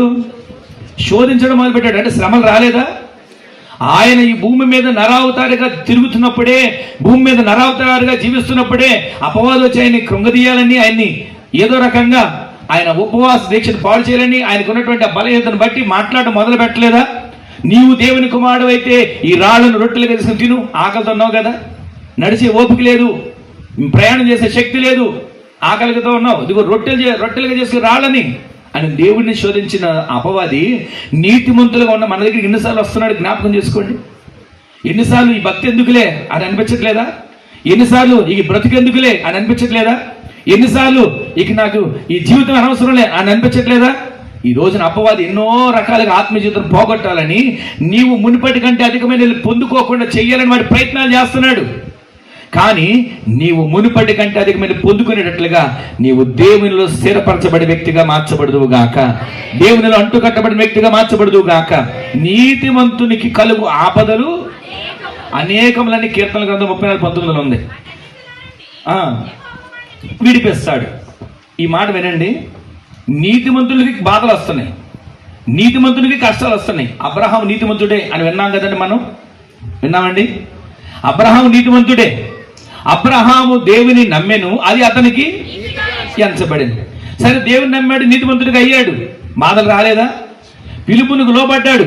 అబ్రహామా, నీ తల్లి ఇంటిని, నీ తండ్రి ఇంటిని విడిచి, నీ దేశమును విడిచి, నీ అన్నదమ్ములు విడిచి, నీ కుటుంబంలో నీ ఒక్కడవే ఇదిగో నీ కుటుంబం తీసుకుని రా అని చెప్పాడు దేవుడు. నేను చూపించే దేశానికి వెళ్ళు, అక్కడ నిన్ను ఏం చేస్తా. సరే, మాట నమ్మి వచ్చేసాడు. నీతిమంతుడే కదండి. కష్టాలు రాలేదా? రావడమే కరువు వచ్చింది, రావడమే రాజు వచ్చాడు, తన భార్యను తీసుకుని వెళ్తానన్నాడు. ఇదంతా తెలిసిన చరిత్రే. కానీ నేను మీకు ఎందుకు జ్ఞాపకం చేస్తాను, నీతిమంతునికి శ్రమలు వస్తాయి, కానీ ఆ శ్రమలన్నిటిలో నుంచి యెహోవా నిన్ను విడిపించబోతున్నాడు. ఈ రోజు నీతిమంతుడికే ఏమంటే వాళ్ళు బాగా నీతిమంతులు కాదు కదా, వాళ్ళకి శ్రమలు లేవు, నీతిమంతుడికి నాకే బాధ అనుకుంటున్నాం. కానీ నీతిమంతుడికి కలుగు ఆపదలు అనేకములే అయినా వాటన్నిటిలో నుంచి దేవుడు నిన్ను విడిపించబోతున్నాడు. నీవు నీతిమంతుడిగా ఉంటే ఒక్క మాట చెప్తాను వినండి, శ్రమ వచ్చింది, కానీ ఈ శ్రమలో నీ పక్కన దేవుడు ఉండబోతున్నాడు. ఆ శ్రమలో నువ్వు అనుకో, నేను ఒక్కడే శ్రమ పడుతున్నా, నేను ఒక్కదాన్ని శ్రమ పడుతున్నా అనుకుంటున్నావు. నీ శ్రమను ఆయన భరిస్తున్నాడు, నీ శ్రమను ఆయన సహిస్తున్నాడు, నీ బాధను ఆయన కూడా భరిస్తున్నాడు. ఈరోజు విశ్వసించండి, నీతిమంతులు అనేక రీతిలుగా ఆపదలు వచ్చిన నీతిమంతులు అక్కడ సామెతలుగా చదివాం కదా, బాధల నుంచి తప్పించబడతాడు. నీతిమంతుడు అయితే ఎన్ని బాధలు వచ్చినా సరే తప్పించబడతాడు. కీర్తన గ్రంథం 34:19 ఇందాక చదివాం. నీతిమంతుడు కలిగే ఆపదలు అనేకములు. ఇంకో ఎన్ని బాధలు వస్తాయి ఒక్కసారి యోబు గ్రంథం చూపిస్తాను చూడండి. యోబు గ్రంథం 5వ అధ్యాయం 19 వచ్చిన. ఎన్ని బాధలు అంటే అండి? 6 బాధలలో నుండి విడిపించును. 7 బాధలు వచ్చినా సరే, అసలు ఎన్ని బాధలు మనం అనుకుంటాం, నేను తట్టుకోలేని బాధలు వచ్చేస్తున్నాయండి అని అంటాం, నేను భరించలేని బాధలన్నీ నా మీదకే వచ్చేసినాయండి అని అంటాం. అసలు ఎన్ని బాధలు వస్తాయి అంటండి? అసలు 7 బాధలు వచ్చినా సరే దేవుడు మనకి ఏ హాని చేయడంటండి. నీతిమంతుడిగా నీవు నేనుంటే ఆ బాధలు తీసేయి అనడం కాదంట, వాటిని తట్టుకోగలిగిన శక్తి దేవుడు మనకి ఇవ్వబోతున్నాడు. నీతిమంతులమైతే మనం బాధపడినా సరే ఆయన రాజ్యములో సూర్యుని వలె ప్రకాశించబోతున్నాం. నీతిమంతులైతే మనం దేవుని సన్నిధిలో నీతిమంతులుగా ఆయన సూర్య కాంతి కిరణాల చేత నిత్యము విరచిమ్మేటువంటి కాంతి చేత నింపబడే వారిగా మార్చబడుదుము గాక. నీతిమంతులతో చెప్పు మేలు చేస్తాడని, నీతిమంతులు చెప్పు ఇదిగో దేవుడి కార్యం చేస్తాడని, నీతిమంతులతో చెప్పు దేవుడి కార్యాలు జరిగిస్తాడని ఎన్నోసార్లు వింటున్నాం కదా. మోషే అక్కడ ఉన్నటువంటి ఇశ్రాయేలు ప్రజలకు చెప్తాడు, ఇదిగో దేవుడు మిమ్మల్ని విడిపించమన్నాడు, దేవుడు మిమ్మల్ని నడిపించమన్నాడు, పాలు తేలు ప్రవహించే దేశాన్ని తీసుకుని వెళ్ళమన్నాడు. ఇవన్నీ చెప్పాడండి. వాళ్ళు కూడా సంబరపడ్డారు. దేవుడు మమ్మల్ని విడిపించడానికి వచ్చాడా, దేవుడు మమ్మల్ని నడిపించడానికి వచ్చాడా, దేవుడు మమ్మల్ని మా వెట్టి చాకిని, మా బాధను, మా కష్టాన్ని, మా శ్రమను చూశాడా అని చెప్పి వాళ్ళు కూడా సంబరపడ్డారు. వెంటనే ఫరోకి వెళ్ళి చెప్పాడు, ఫరో ప్రజలను విడిపించాలి, వీళ్ళని కొన్ని దినాలు ప్రయాణం చేసి పలానా చోటు తీసుకుని వెళ్ళి అక్కడ మా దేవునికి ఆరాధన చేసుకోవాలి అని అనగానే పంపించాడండి? పంపించలేదు. ఎందుకనంటే పంపించకపోక మళ్ళీ ఏం చేశాడు తెలుసా? శ్రమ ఎక్కువ చేశాడు. ఇప్పటి వరకు మీరు మట్టిని తొక్కుతున్నారు, అడుసును తొక్కుతున్నారు, అడుసులాగా మట్టిని చేసుకుని ఇటుకలు తయారు చేస్తున్నారు, గడ్డి మేము ఇస్తున్నాం. మీరు ఎవరో తెలుసా? సోమరులు. అందుకనే మేము దేవుడికి ఆరాధన చేసుకోవాలి, మేము దేవుడి దగ్గరికి వెళ్ళాలి, పలానా దూరం వెళ్ళాలి, మేము ఆరాధన జరిగించాలి అన్న పని తెప్పించుకోవాలనుకుంటున్నారు. ఈ రోజు నుంచి ఈనాటికి ఇప్పటివరకు మీరు ఎంత ఇటుకలు చేస్తారో అంతే చేయాలి, కానీ గడ్డి కూడా మీరు తెచ్చుకోవాలి అని చెప్పేప్పటికి అప్పుడు మళ్ళీ ప్రజలందరూ వచ్చి, మోషే మా పని ఎక్కువ చేయడానికి వచ్చావా, మమ్మల్ని కష్టపెట్టడానికి వచ్చావా, ఒకప్పుడు మేము బాగానే బతుకుతున్నాం కదా, బాగానే జీవిస్తున్నాం కదా, అక్కడ కష్టపడుతున్నాం, తెచ్చుకుంటున్నాం, మాకు కడుపు నిండుతుంది. ఇప్పుడు వచ్చి మమ్మల్ని మా పని ఎక్కువ చేసావు, దేవుడో దేవుడో దేవుడు అన్నావు, మాకు ఇబ్బంది కలిగి చేసావు, ఇదంతా చేయడానికే నువ్వు వచ్చింది అన్నారు. ఒకసారి మీరు ఆలోచించండి. దేవుడు చెప్పిన మాట ప్రకారం మోషే వచ్చి అక్కడ చెప్తే వాళ్ళ పని ఎక్కువైపోయింది, వాళ్ళ శ్రమ ఎక్కువైపోయింది, వాళ్ళ కష్టం ఎక్కువైపోయింది, మరలా వాళ్ళకి అవమానం ఎక్కువైపోయింది. అన్ని ఎక్కువైనా సరే ఎక్కడ కూడా దేవుడు వాళ్ళని విడిచిపెట్టలేదండి. వారి ఎదుట అద్భుతాలు చేయడం దేవుడు మొదలు పెట్టాడు. ఈరోజు విశ్వసించండి, కష్టం వచ్చింది అనుకుంటున్నాం, శ్రమ వచ్చింది అనుకుంటున్నాం, కన్నీరు వచ్చింది అనుకుంటున్నాం, కానీ దాని వెనక దేవుడు మీ కొరకు అద్భుతాలు దాచి ఉంచాడు. దాని వెనక దేవుడు మీ కొరకు ఆశ్చర్యమైన కార్యాలు జరిగించును గాక. ఈ రోజున ఈ మాట వింటున్న మన చేతుల్లో నీతిమంతునికి కలిగే ఇబ్బందులైనా, నీతిమంతులకు కలిగే ఆపదలైనా, నీతిమంతులకు కలిగే శ్రమలైనా, నీతిమంతులకు కలిగే కష్టమైనా అది ఒక మార్గం, కానీ గమ్యం మాత్రం మేలుకరంగా దేవుడు చేయబోతున్నాడు. గమ్యాన్ని దేవుడు ఆశీర్వకరంగా మార్చబోతున్నాడు. నీతిమంతులకి కష్టాలు ఒక మార్గం, శ్రమలు ఒక మార్గం, అవమానాలు ఒక మార్గం, ఇబ్బందులు ఒక మార్గం, రోగాలు ఒక మార్గం, బలహీనతలు ఒక మార్గం, ఎన్నో రకాల నిందలు ఒక మార్గం. కానీ ఈ మార్గాలు మనం వెళ్తున్నప్పుడు ఇవన్నీ మన మీదకి వచ్చినా సరే గమ్యం మాత్రం దేవుడు ఆశీర్వదకరంగా మార్చబోతున్నాడు. గమ్యం మాత్రం దేవుడు మేలుగా చేయబోతున్నాడు. ఈ రోజున విశ్వసించండి, బాధలు రావు అని నేను చెప్పట్లేదండి. బాధలు వస్తాయి. దేహం అన్నాక మనకు బలహీనతలు రావండి దేహంలోకి? చెప్పండి. కడుపు నొప్పి అనేది రాకుండా ఉంటుందా? ఎవరికైనా వస్తుంది. ఎన్ని రోజులు ఉంటుంది? ఎన్ని రోజులు ఉంటుందండి? కాసేపు ఉంటుంది, పోతుంది. జ్వరం నాకు రాకుండా ఉంటుందా? వస్తుంది, పోతుంది. అలాగే బాధలు కూడా వస్తాయి, పోతాయి. కానీ నీతిమంతుడిగా నీవు నేను దేవుని రాజ్యంలో ప్రకాశించబోతున్నాం. నీతిమంతుడిగా నీవు నేను దేవునితో కూడా యుగ యుగాలు జీవించబోతున్నాం. అందుకొరకు ఈ చులకని శ్రమ, అందుకొరకు ఈ చులకని కష్టం, వీటన్నిటిని కూడా మనం విడిచిపెట్టగలిగేటట్లుగా, తట్టుకోగలిగేటట్లుగా, భరించగలిగేటట్లుగా దేవునిలో నీవు నేను సాగగలిగితే మునుపటి కంటే అధికమైన మేలు. మరొక మాట చూపిస్తారు చూడండి. యెషయా గ్రంథం 43 అధ్యాయం మొదలొచ్చింది. యెషయా గ్రంథం 43. అయితే యాకోబు నిన్ను సృజించిన వాడకు యెహోవా ఇలాగూ సెలవిచ్చుచున్నాడు,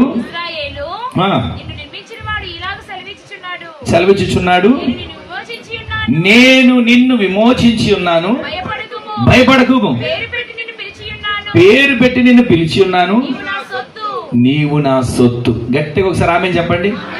అక్కడ చెప్తున్న మాట భయపడొద్దు, భయపడాల్సిన పని లేదు. ఎందుకో తెలుసా? పేరు పెట్టి నిన్ను పిలిచాను. గట్టిగా ఆమె చెప్పండి. పేరు పెట్టి పిలిచాను. ఆయన మాట అంటున్నాడు, నీవు నా సొత్తు. ఈ రోజున మనం పేరు పెట్టి పిలిచాడండి. ఎక్కడెక్కడో ఉన్న మనం, ఎక్కడెక్కడో జీవిస్తున్న మనం, ఎక్కడెక్కడో పుట్టిన మనం, ఆయన పేరు పెట్టి పిలిచి ఆయన మనం అంటున్నాడు, భయపడకు, నీతిమంతుడిగా బ్రతుకు, భయపడాల్సిన పని లేదు. ఎందుకో తెలుసా? నీవు నా సొత్తు. ఆమె చెప్పండి. ఆయన సొత్తుగా ఉన్న మనం ఏ జలముల్లో పడి దాటినా సరే అంటండి, అవి మనల్ని ఏం చేయలేవు. జలములు అంటే ఈ లోకంలో శ్రమలు, జలములు అంటే ఈ లోకంలో అవమానాలు, జలములు అంటే ఈ లోకంలో ఎదురవుతున్నటువంటి నిందలు, కష్టాలు. కానీ ఇవన్నీ ప్రతిరోజు పడతానుంటాయి, మీదకి వచ్చి ప్రతిరోజు ఏదో రకంగా ఇబ్బంది పెడతానుంటాయి. కానీ వీటన్నిటి నుంచి కూడా నా దేవుడు నిన్ను లేపి నిలబెట్టబోతున్నాడు. వీటన్నిటి నుంచి కూడా నా దేవుడు నిన్ను స్థిరమైనటువంటి నివాసం కట్టబడేట్లుగా నిన్ను దేవుడు నిర్మించును గాక. అక్కడ ఎన్నో మాటలు రాస్తున్నాయి, చాలా విషయాలు రాస్తున్నాయి. కానీ నీతిమంతుల జీవితాల్లో ఎన్ని శ్రమలను ప్రవేశపెట్టినా సరే వాటన్నిటినీ ఆవిరి ఎగిరిపోయేట్లు నా దేవుడు చేయను గాక. వాటన్నిటిని నీ కన్నుల ముందు దేవుడు తొలగిపోయేట్లుగా నా దేవుడు చేయను గాక. నీ సమస్యలను విడిపోయేట్లుగా చేసి నీ బాధలన్నింటిలోంచి నా దేవుడు ఒక ఉపశమనాన్ని దేవుడు నీకు కలుగు చేయను గాక. మరొక మాట మీకు జ్ఞాపకం చేస్తాను. నీతిగా యథార్థంగా బ్రతుకుతుంటేనంట, యోబు గ్రంథం 12వ అధ్యాయం 4వ వచనం. నీతిగా యథార్థంగా బ్రతుకుతుంటే ఏం చేస్తారు? ఒకసారి ఆ మాట చదవండి. నా స్నేహితునికి నేను ఎలా ఉన్నాను? అపహాస్యాస్పదం ఉన్నాను.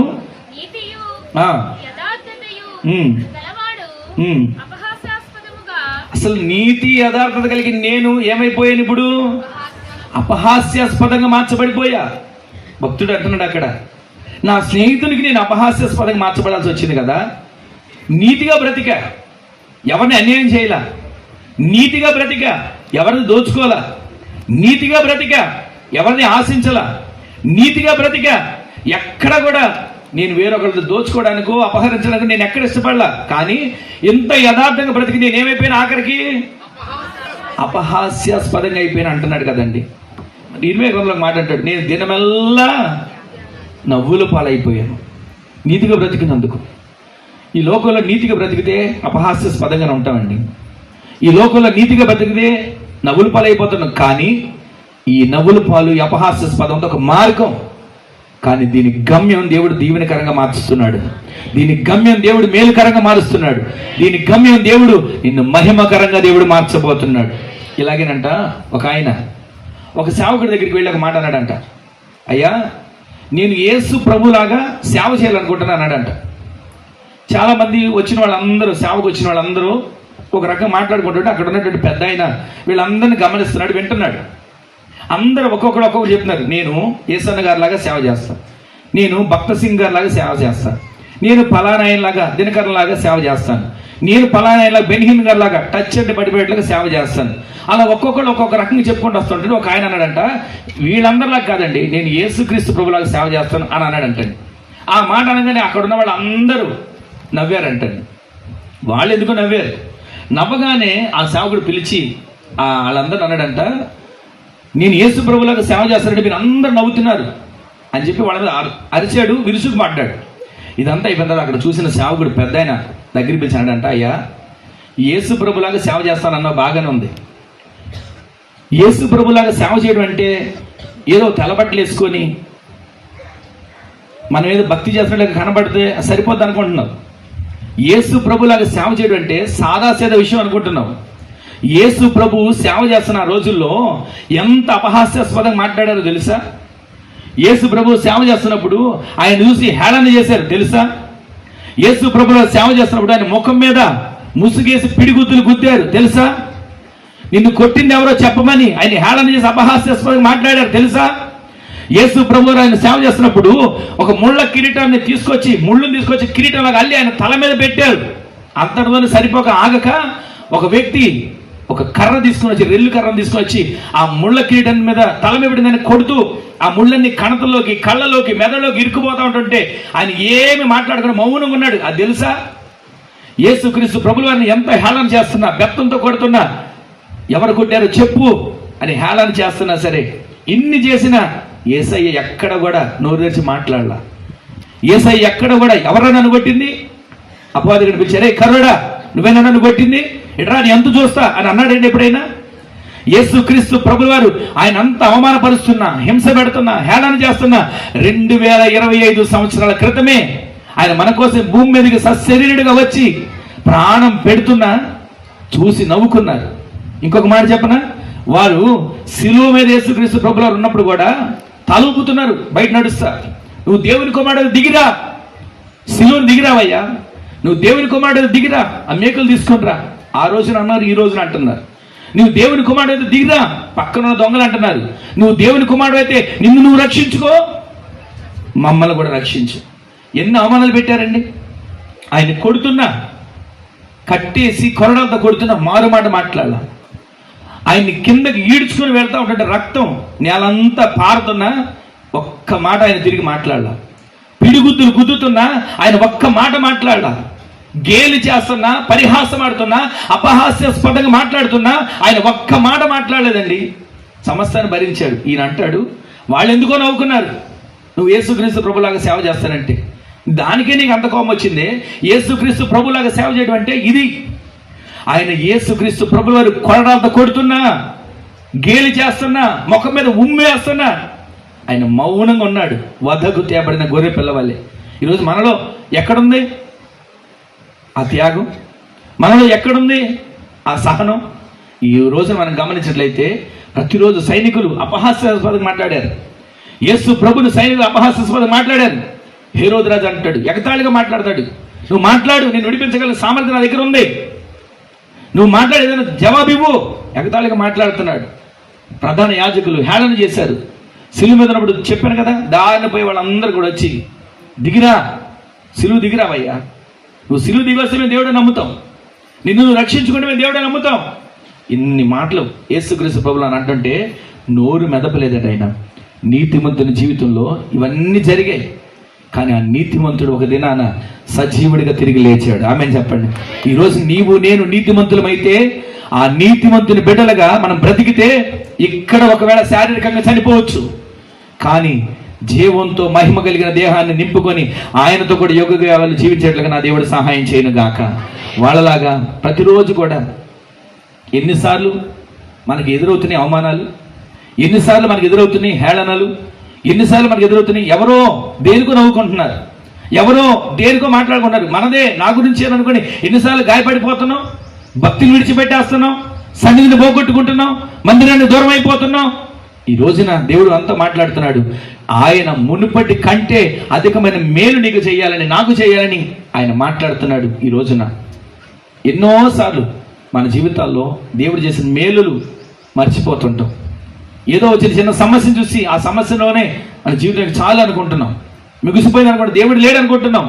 కానీ ఆయన నీకు మేలు చేయాలి, దానికి నీవు దేవుడిచ్చిన తలాంతులను వాడుకోవాలి. ఆయన నీకు మేలు చేయడానికి నీవు ఆయన చేసిన సమస్త ఉపకారాలు, ఆయన చేసిన సమస్త క్షేమం, ఆయన చేసిన సమస్త మేలు నువ్వు గుర్తించగలిగితే నీకు దేవుడు చేశాడని నీ శత్రువు చూసి వారి గుండెలో దిగులు భయం కలగబోతుంది. మూడోది మనం గమనించినట్లయితే ప్రతిరోజు ప్రతి క్షణం కూడా మన జీవితాల్లో మనం ఎంతగా మనం వేడుకుంటున్నా, ఎంతగా మనం ప్రార్థన చేస్తున్నా, ఎంతగా మనం ఉంటున్నా సరే మనం చెప్పాలి నీతిమంతులతో. మనం ఏం చెప్పాలి?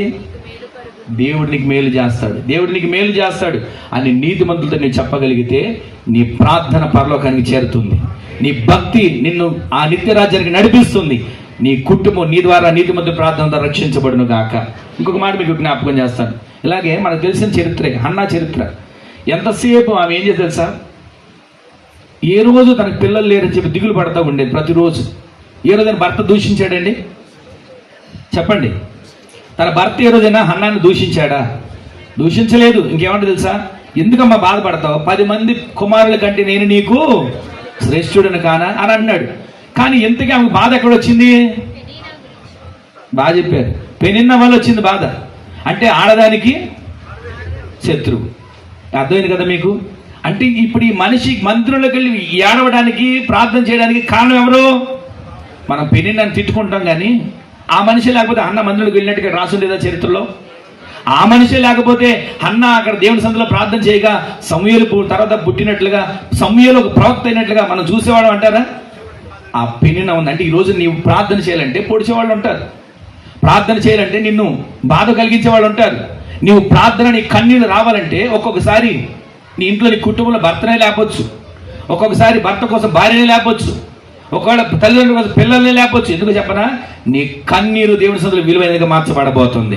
ఆ కన్నీటి ప్రార్థనకి నీకు దేవుడి జవాబును కలుగు చేయాలంటే ముందు నీవు నీతిమంతుడిగా మార్చబడాలంటే నీ కన్నీటి ప్రార్థన నీకు దేవుడి సందులో అంగీకారంగా మార్చబడును గాక. నీవు ప్రార్థన చేయాలంటే ఏడిపించే వాళ్ళు ఉంటారు.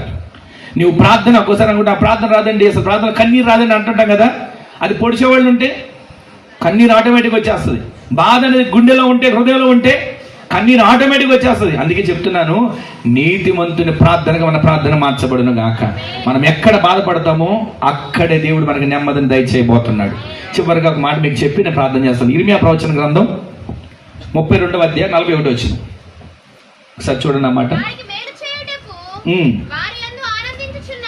వారికి మేలు చేయుటకు నేను వారి యందు అంటే మొదటిదేమో దేవుడు మునుపటి కంటే అధికమైన మనకు చేస్తాడు వాగ్దానం.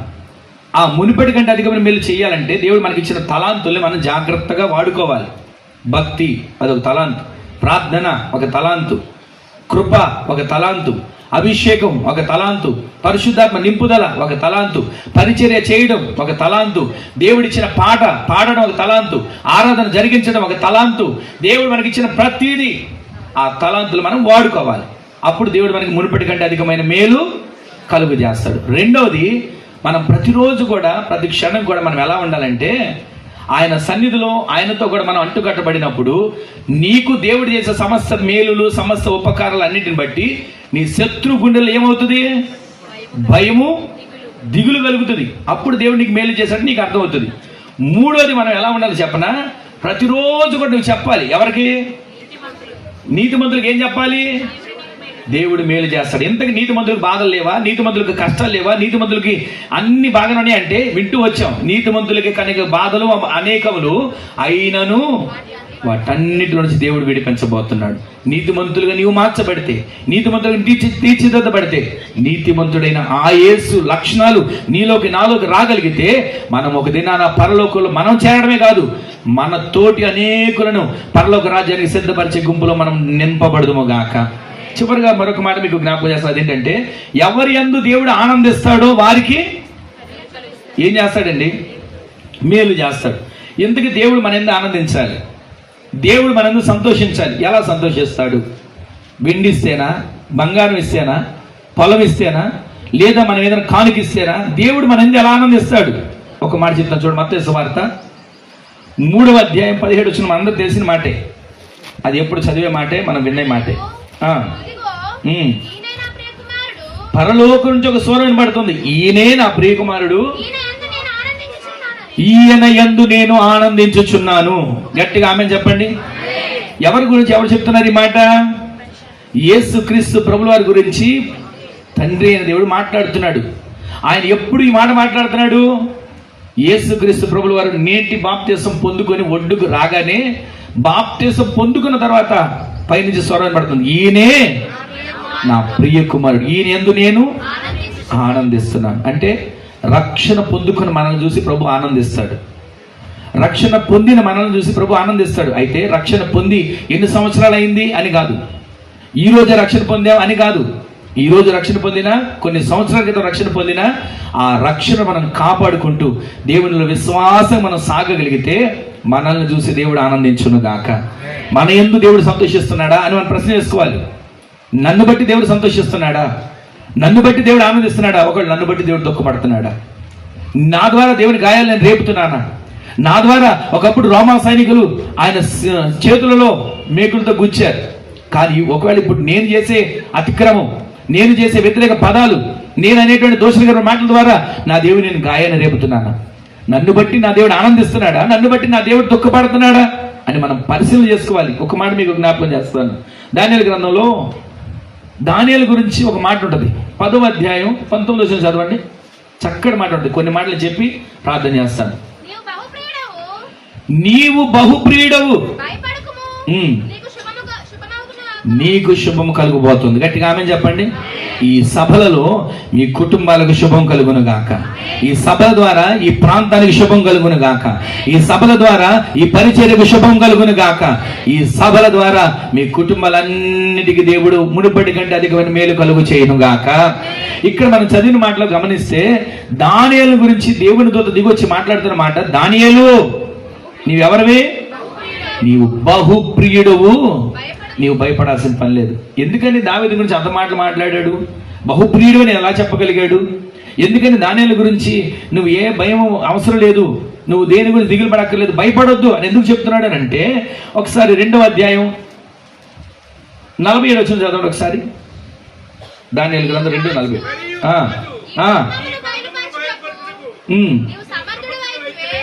నీవు సమర్థుడు అయితివే,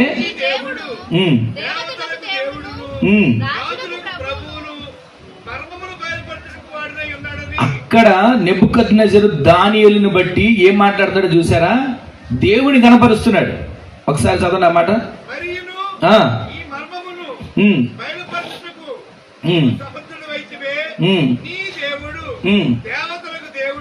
విన్నారా మాట? నీ దేవుడు దేవుడును, రాజులకు ప్రభువును, మర్మములను బయలుపరిచేవాడు. గట్టిగా ఆమె చెప్పండి. ఈ మాట ఎవరు చెప్పారు? నెబుకద్నెజరు దేవుడు నమ్ముకున్నవాడా? కానీ అతను నోటితో అంటున్నాడు, ఇదిగో నీ దేవుడు, రాజులకు రాజు, ప్రభువులకు ప్రభు, నీ దేవుడు దేవుడు. ఈ మాటలు వింటున్న మన జీవితంలో ఒక్కసారి నిన్ను బట్టి నన్ను బట్టి మన దేవుని మహిమ పరచగలుగుతున్నారా? దానియేలుతో వచ్చి దేవుడు దూతతో వచ్చి మాట్లాడుతున్నాడు, నీవు బహుప్రియుడవు. ఏం చేశాడయ్యా అంత బహుప్రియుడైన కార్యాలు? దానియేలుకు దేవుడిచ్చిన జ్ఞానం, ఆ జ్ఞానాన్ని బట్టి అక్కడున్న రాజు నెబుకద్నెజరు అనే రాజు మాట్లాడుతున్నాడు. ఇక్కడ మన తర్వాత చూస్తే తనకు కొన్ని కానుకలు ఇచ్చాడు, అవి తీసుకున్నాడు. అయితే ఒకసారి 45 వచనం చదవండి. హెచ్చించి చూడండి, అక్కడ దానియేలును హెచ్చించి అనేక గొప్ప దానములు ఇచ్చి ఆ, అధిపతిగాను ప్రధానుడిగా నియమించాడు. ఇక్కడ మీరు గమనించండి, నెబుకద్నెజరు ఇచ్చినటువంటి కానుకలు ఇక్కడ తీసుకున్నాడా లేదా దానియేలు? ఇక్కడ తీసుకున్నాడు. చూడండి ఒకసారి, అనేక దానములు ఇచ్చి అతనిని బబులోను సంస్థానమంతటి మీద నియమించాడు. ఇక్కడ ఇది సరిపోయింది. ఒకసారి మీరు 5:17 చూడండి. 5:17.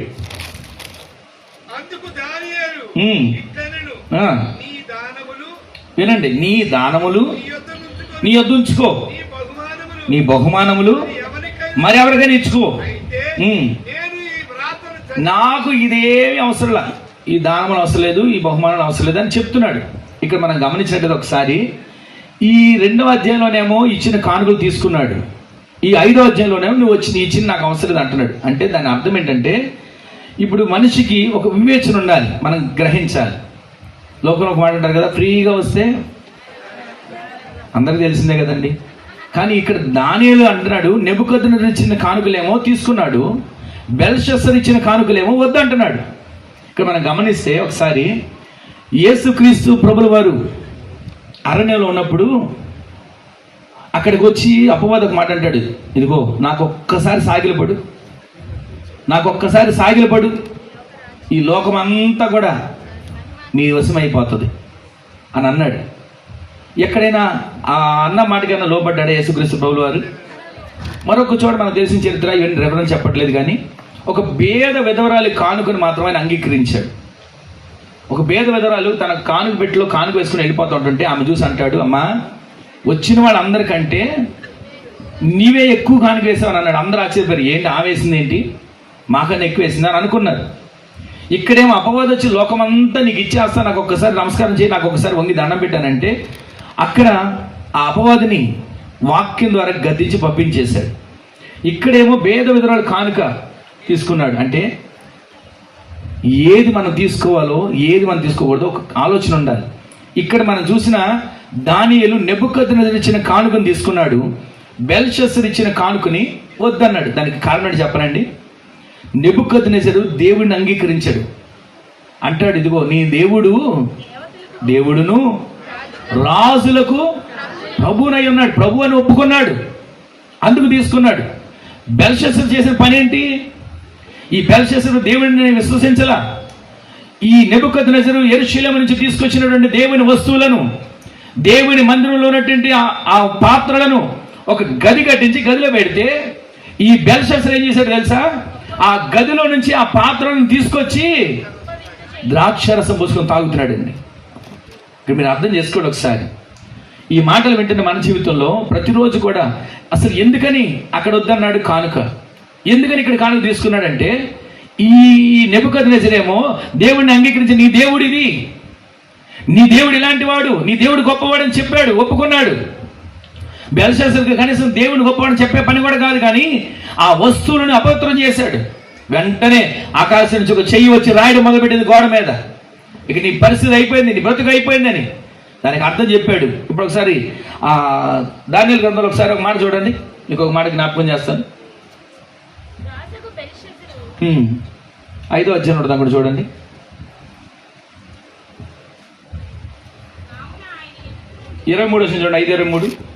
అది కుమారుడకు నీవు ఈ సంగతి అంతయు ఎరిగి ఉండియు ఇక్కడ చివరిలో ఒక మాట నేను చదువుతున్నానండి.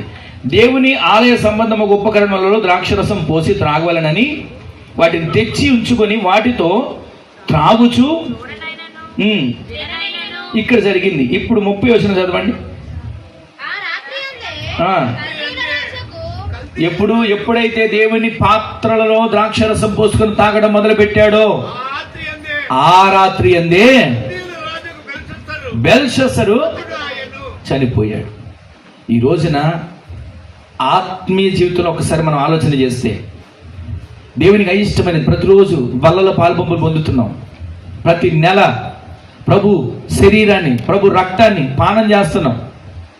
ఇదేదో సాధారణంగా చేసిన రొట్టె, సాధారణంగా సిద్ధపడిన ద్రాక్షరసాన్ని తీసుకుంటే ఏ ఉపయోగం ఉండదు. అది ఆయన మన కోసం శరీరం అంతా నలగగొట్టబడిన, దున్నబడిన ఆ రొట్టెని మనం తినాలి. ఆ ద్రాక్షరసాన్ని ఇదేదో మార్కెట్లో తీసుకొచ్చిన ద్రాక్షాలే కాసేర్లకు తాగితే ఉపయోగం లేదు. ఆయన రక్తం మన కొరకు కార్చబడింది. ఆ రక్తం ద్వారా మనకు విమోచన, ఆ రక్తం ద్వారా మనకి జీవం, ఆ రక్తం ద్వారా మనకి మోక్షం అని విశ్వసించి ఆ శరీరంలో ఆయన రక్తంలో మనం పాలుపొంపులు పొందే వారికి మార్చబడాలి. అది అర్థం కాక ఆ దేవుని మందిరంలో వాడే పరికరాల పాత్రలో ద్రాక్షరసం మామూలుగా తెచ్చుకొని పోసుకొని తనతో పాటు 1000 మంది కూర్చున్నారంటండి. కూర్చొని తాగుతున్నారు. వెంటనే వచ్చింది దేవుని చెయ్యి వచ్చి రాయడం మొదలుపెట్టింది. ఇది ఏంటి, ఏమైంది, ఏం కంగారు పడుతున్నాడు చెప్పాడు. వెంటనే వచ్చాడు. దానియేలు చెప్పాడు ఇక్కడ కూడా. చెప్పిన తర్వాత వెంటనే ఆ రాత్రే, 1 రోజుల తర్వాత కూడా కాదు, ఆ రాత్రియే బెల్షస్సరు హతుడాయెను. ఈ రోజున ఆత్మ సంబంధంగా మనం జీవించే ఉన్నామా? ఆత్మ సంబంధంగా జీవంతో నింపబడి ఉంటున్నామా? మనకు మునుపటి కంటే అధికమైన మేలు చేయాలని ప్రతిరోజు సిద్ధపరచబడుతున్నామా? మునుపటి కంటే అధికమైన మేలు మనం పొందుకోవడానికి అర్హులుగా మార్చబడుతున్నామా? ఈ రోజు ఒక మాట మీకు జ్ఞాపకం చేస్తున్నది ఏంటో చెప్పనా? ప్రతిరోజు కూడా దేవుని ఆ బల్లలో మనం పాలుపొంపులు పొందుతున్నప్పుడు మనల్ని మనం శుద్ధీకరించుకోవాలి, మనల్ని మనం సరి చేసుకోవాలి.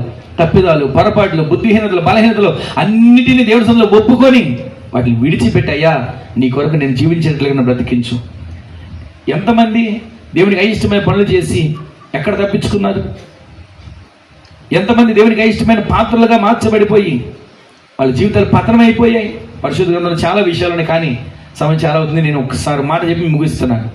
ఈ రోజు నీ మాటలు వింటున్న మన జీవితంలో ఎవరి యందు దేవుడు ఆనందిస్తాడో వారికి మేలు చేస్తాడు.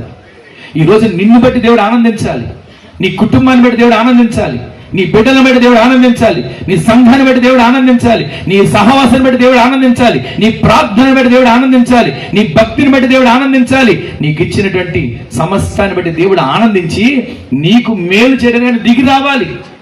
ఈరోజు మునుపటి కంటే అధికమైన మేలు, మునుపటి కంటే అధికమైన మేలు అని అనుకుంటే ప్రతిరోజు కూడా ఆ మేలు మనం పొందుకోవడానికి సిద్ధపరచబడాలి. మొట్టమొదటిది, మనం ఆ మేలు పొందుకోవడానికి దేవుడు మనకి ఇచ్చిన తలాంతులు దేవుని కొరకు వాడాలి. రెండవది, దేవుడు మనకి ఇచ్చినటువంటి సమస్త ఉపకారాలు, సమస్త కార్యాలను మనం గుర్తించగలగాలి. మనమే కాదు, దేవుడు మనకి కార్యాలు చేశాడని శత్రువులు విని వారి గుండెల్లో దిగులు పట్టుకోబోతుంది, భయం కలగబోతుంది. మూడోది, నీకు మేలు కలుగుతుందని నీ నీతిమంతులతో చెప్పాలి. నాలుగోది, నీవు దేవునికి ఆనందం కలుగు చేసే వ్యక్తిగా మార్చబడితే దేవుడు నీకు మేలు చేస్తాడు. ఇంకొక చిన్న మాటని చెప్పి ప్రార్థన చేస్తాను. అదేంటంటే, ఒక తల్లి ఇలాగే చావును కోరుకుంటుందంట. ఇక ఆమె బ్రతకడానికి వీలు లేదు, ఇక ఆమె చనిపోయే పరిస్థితి ఉంది, కానీ చావు రావట్లా. మంచంలో ఉంటుంది ఇంచుమించు ఒక 10 సంవత్సరాల నుంచి. ఆ 10 సంవత్సరాల నుంచి మంచంలో ఉంటూ ప్రతిరోజు నాకు చావు వస్తే బాగుండు, ఈ బాధ నేను భరించలేకపోతున్నాను, నాకు చావు వస్తే బాగుండు, ఈ బాధ నేను సహించలేకపోతున్నాను అనుకుంటూ కనపడ్డ పాస్టర్లు గారిని అందరినీ, సేవకులందరూ పిలిపించి, అయ్యా నా కోసం ప్రార్థన చేయండి అని అంటే, ఏం ప్రార్థన చేయమంటావో? బాగుపడాలంటే, బాగుపడ్డం కాదయ్యా, నేను చనిపోవాలని చెప్పి ప్రార్థన చేయి అని అంటూ ఉంటుంటే ఆ సేవకులందరూ వస్తున్నారు, ప్రార్థన చేస్తారు, కానీ ఆమె చావు రావట్లా. ఇదంతా ఇలా జరిగిపోతుండగా ఒక రోజున అక్కడ కూర్చున్న అందరూ ఎవరు అన్నారంటే, ఇదిగో పలానా ఏసన్న గారికి చెప్పండి, ఆయన కూడా వస్తే ఆయన కోసం ప్రార్థన చేస్తాడనంటే వెంటనే ఆయన వెళ్ళి ఆయన కూడా ప్రార్థన చేయడానికి వెళ్తే ఆమె అందంట, అయ్యా నాకు చావు వచ్చేటట్లుగా ప్రార్థన చేయండి అంటే ఒక్కొక్క మాట అన్నట్టు, అమ్మా నువ్వు ఒకవేళ దేవునికి వ్యతిరేకంగా కానీ, దేవునికి అవిధేయతగా కానీ, దేవునికి అయిష్టంగా కానీ ఏదైనా నడుచుకున్న నడత కానీ చేసిన ఏదైనా కార్యం కానీ ఉంటే చెప్పి ఒప్పుకో, దేవుడు కనికరిస్తాడమ్మా. ఏదైనా నువ్వు దేవునికి వ్యతిరేకంగా చేస్తే ఒకవేళ ఒప్పుకో అంటే, అవునయ్యా ఒక 10 సంవత్సరాల క్రితం, 11 సంవత్సరాల క్రితం మా మందిరంలో మా పాస్టర్ గారు మైకులో ఇచ్చిన కానుకలు చదువుతున్నాడు. ఆ చదువుతున్నప్పుడు మైకులో నేను వింటూ ఇంటి దగ్గర అంట్లు తోముకుంటున్నా. అందరి పేర్లు చదివాడు, నా ఒక్క పేరు చదవలేదని చెప్పి నేను వెంటనే వెళ్ళి ఆ మైక్ పట్టుకుని చదువుతున్న పాస్టర్ గారు చొక్కా పట్టుకొని, కాలర్ పట్టుకొని, నా పేరు చదవలేదేంటి అని చెప్పి అందరి ముందు చెడమాట తిట్టేశాను, చెయ్యి కూడా చేసుకున్నానయ్యా. ఇదిగో అందరి ముందు అవమానకరంగా మాట్లాడేశాను. తర్వాత ఆయన భయపడుతూ వణుకుతూ చదివాడు. నాకు అప్పుడు సంతోషం అనిపించి వచ్చేసాను. కానీ ఆ రాత్రి ఆ సేవకుడు అవమానాన్ని భరించలేక ఊరు విడిచి, మందిరాన్ని విడిచి వేరే ఎక్కడికి వెళ్ళిపోయాడు. ఆ రోజు నుంచి వెళ్ళిపోయాడు అనుకున్నాను, కానీ సంవత్సరం తర్వాత నాకు వీపులో పుండు మొదలయ్యి కూర్చోలేక, నుంచోలేక, పడుకోలేక ఇబ్బంది పడుతూ ఒక్కసారి ఆ సేవకుడు ఎక్కడున్నాడు కలిస్తే బాగుండు, ఆ సేవకుడు ఎక్కడున్నాడు తెలిస్తే బాగుండు, వెళ్ళి క్షమాపణ కోరుకుంటాను అని అనుకుంటాను. కానీ నాకు ఎక్కడున్నాడో తెలియదు. 10 సంవత్సరాల నుంచి ఇదే మంచంలో ఉంటున్నాను అయ్యా, 10 సంవత్సరాలు ఇదే బాధపడుతున్నా. వచ్చిన వాళ్ళందరూ అడుగుతున్నా నాకు చావు వచ్చేటట్లుగా ప్రార్థన చేయండి అని, కానీ చావు రావట్లా అని ఇదంతా చెప్పిన తర్వాత ఏసన్న గారు ఆమె పశ్చాత్తాపాన్ని బట్టి ఆమె చెప్పిన సాక్ష్యం బట్టి ఆమె ఒప్పుకుంది కదా నోటితో, ప్రార్థన చేసి వెళ్ళిపోయాడు. ఆయన వెళ్ళిపోయిన కాసేపటికి ఒక వార్త వచ్చిందంట, ఆ తల్లి ప్రభు సన్నిధి చేర్చబడిందని. ఆ మాట తెలియగానే అప్పటి వరకు ఏ బాధ గుండెల్లో ఉందో, ఒక సేవకుని అనవసరంగా అన్నాను, ఒక సేవకుడితో చేయి చేసుకున్నాను, ఒక సేవకుని కాలర పట్టుకొని చెడామడ తిట్టానని ఎంత బాధపడిందో, ఆ గుండెలో ఉన్న బాధ అంతా ఒక సేవకుడు చెప్పగానే, అయ్యా ఈ పశ్చాత్తాపను చూసి ఈమెను క్షమించండి, ఈ పశ్చాత్తాపను చూసి ఈమెను కనికరించండి అని ఆ సేవకుడు ప్రార్థన చేసి వెళ్ళగానే ఆమె తనువు చాలించినట్లుగా ఈ చరిత్రలో సాక్ష్యం మనం వింటున్నాం. అయితే ఈ పూట నేను గమనించి చెప్పేది ఏంటంటే, ప్రతి ఒక్కరం కూడా మనకు మునుపటి కంటే అధికమైన మేలు కలగాలంటే మన హృదయంలో ఎవరి మీద పగ, ద్వేషం, ఈర్ష్య, కక్ష అనేది ఉండకూడదు. ఎందుకు చెప్పనా, ఆయన శరీరంలో, ఆయన రక్తంలో పాలుపంపులు పొందుతున్నాం. మనం సూర్యుడు అస్తమించేలోపే మనలో ఉన్న కోపం ఇవ్వాలంట, చల్లారిపోవాలి. మన కోపం ఉండకూడదు, తెల్లారిదాకా ఉండకూడదు. ఇక కోపమైన, పగైన, ఈర్ష్య అయిన ఏది కూడా మనలో ఉండకూడదు. అది ఉంటే మన ఆత్మీయతను ఎదగలేం. అది ఉంటే మనకు మునుపటి కంటే అధికమైన మేలు దేవుడు చేయలేడు. ఏ రోజు మనలో అన్నింటిని విడిచిపెడతామో, ఏ రోజు అన్నింటిని మనం వదులుకుంటామో, ఆ రోజు మనకు మునుపటి కంటే అధికమైన మేలు దేవుడు చేయబోతున్నాడు. ఈ రోజున ఈ మాట వింటున్న మన జీవితంలో మునుపటి కంటే అధికమైన మేలు నాకు కావాలయ్యా, మునుపటి కంటే అధికమైన మేలు నాకు జరగాలయ్యా అని అనుకుంటే, మొట్టమొదటిది దేవుడు నీకు ఇచ్చిన తలాంతులు ఏం చేయాలి? నీవు దేవుని కొరకు వాడాలి, దేవుని కొరకు నీవు వాడబడాలి. అది ఏదైనా సరే దేవుని కొరకు నీవు ఖర్చు అవ్వాలి. రెండోది, దేవుడు నీకు చేసే ఉపకారాలు, దేవుడు నీకు చేసే ఆశ్చర్యకార్యాలు, దేవుడు నీ పట్ల చేసే ఉన్నతమైన క్షేమాన్ని బట్టి ఎంతవరకు నేను అవమానపరిచిన వారు, కృంగదీసిన వారు, హేళన చేసిన వారు, వీళ్ళతో ఒక బ్రతికైనా, వీళ్ళతో ఒక భక్తి అయినా, వీళ్ళతో ఒక ప్రార్థన అన్న వాళ్ళు కూడా వాళ్ళ గుండెల్లో దేవుడు నీకు చేసిన సమస్త క్షేమాన్ని బట్టి, మేలును బట్టి, ఉపకారం బట్టి వారికి గుండెలో దిగులు, భయం కలగబోయేటట్లుగా దేవుడు చేయబోతున్నాడు. మూడోది నువ్వేం చేయాలి తెలుసా? నీతిమంతులతో ఏం చెప్పాలి? నీకు మేలు కలుగుతుందని చెప్పాలి. అలా నీవు చెప్పగలిగితే నీతిమంతులకు బాధలు రావా? వస్తాయి. నీతిమంతులకు వచ్చే ఆపద అనేకలే, కానీ వాటన్నిటి నుంచి కూడా దేవుడు నిన్ను లేపబోతున్నాడు. నీవు నీతిమంతుని బిడ్డగా ఉండాలి. యేసు క్రీస్తు ప్రభు రూపంలోకి నీవు నేను రాగలగాలి. మనలో ఎక్కడ కూడా నేను అనేది కానీ, నాది అనేది కానీ ఏది మనది కాదు. అతిశయించడానికి ఏది లేదు. ఇంతలో కనబడి అంతలో మాయమైపోయే ఆవిరి వంటి వారు ఆయన రక్తం చేత మనం కడగబడి బిడ్డలుగా, ఆయన సిలువలో కార్చిన రక్తం ఇంకను కూడా మన కోసం కార్చబడుతున్నది. రక్షణ పొందిన వారి కొరకు, రక్షణ పొందిన వారు అంతవరకు కాపాడబడేటట్లుగా ఆయన రక్తపు కోట్ల మనం భద్రపరచబడేట్లుగా నీతిమంతులతో ఏం చెప్పాలి? దేవుడు మేలు చేస్తాడని చెప్పాలి. నాలుగోది, నిన్ను బట్టి దేవుడు ఆనందిస్తే మేలు చేస్తాడు. నన్ను బట్టి ఆనందిస్తున్నాడా అని ఒకసారి పరిశీలించుకోండి. దేవుడు నిన్ను బట్టి ఆనందిస్తే ఆశ్చర్యం మేలు చేయబోతున్నాడు. ఒక్క క్షణం ఈ 4 మాటలు మన జీవితంలో ఒకసారి, అయ్యా మునుపటి కంటే అధికమైన మేలు నాకు చేయవా, మునుపటి కంటే అధికమైన కార్యం నాకు జరిగించవా అని అనేవాళ్ళు తల్ల వంచండి. ఒక చిన్న ప్రార్థన చేసుకుందాం, ఒక చిన్న ప్రార్థన చేసుకుందాం. తల్ల వంచండి. మునుపటి కంటే అధికమైన మేలు, మునుపటి కంటే అధికమైన ఆశీర్వాదం,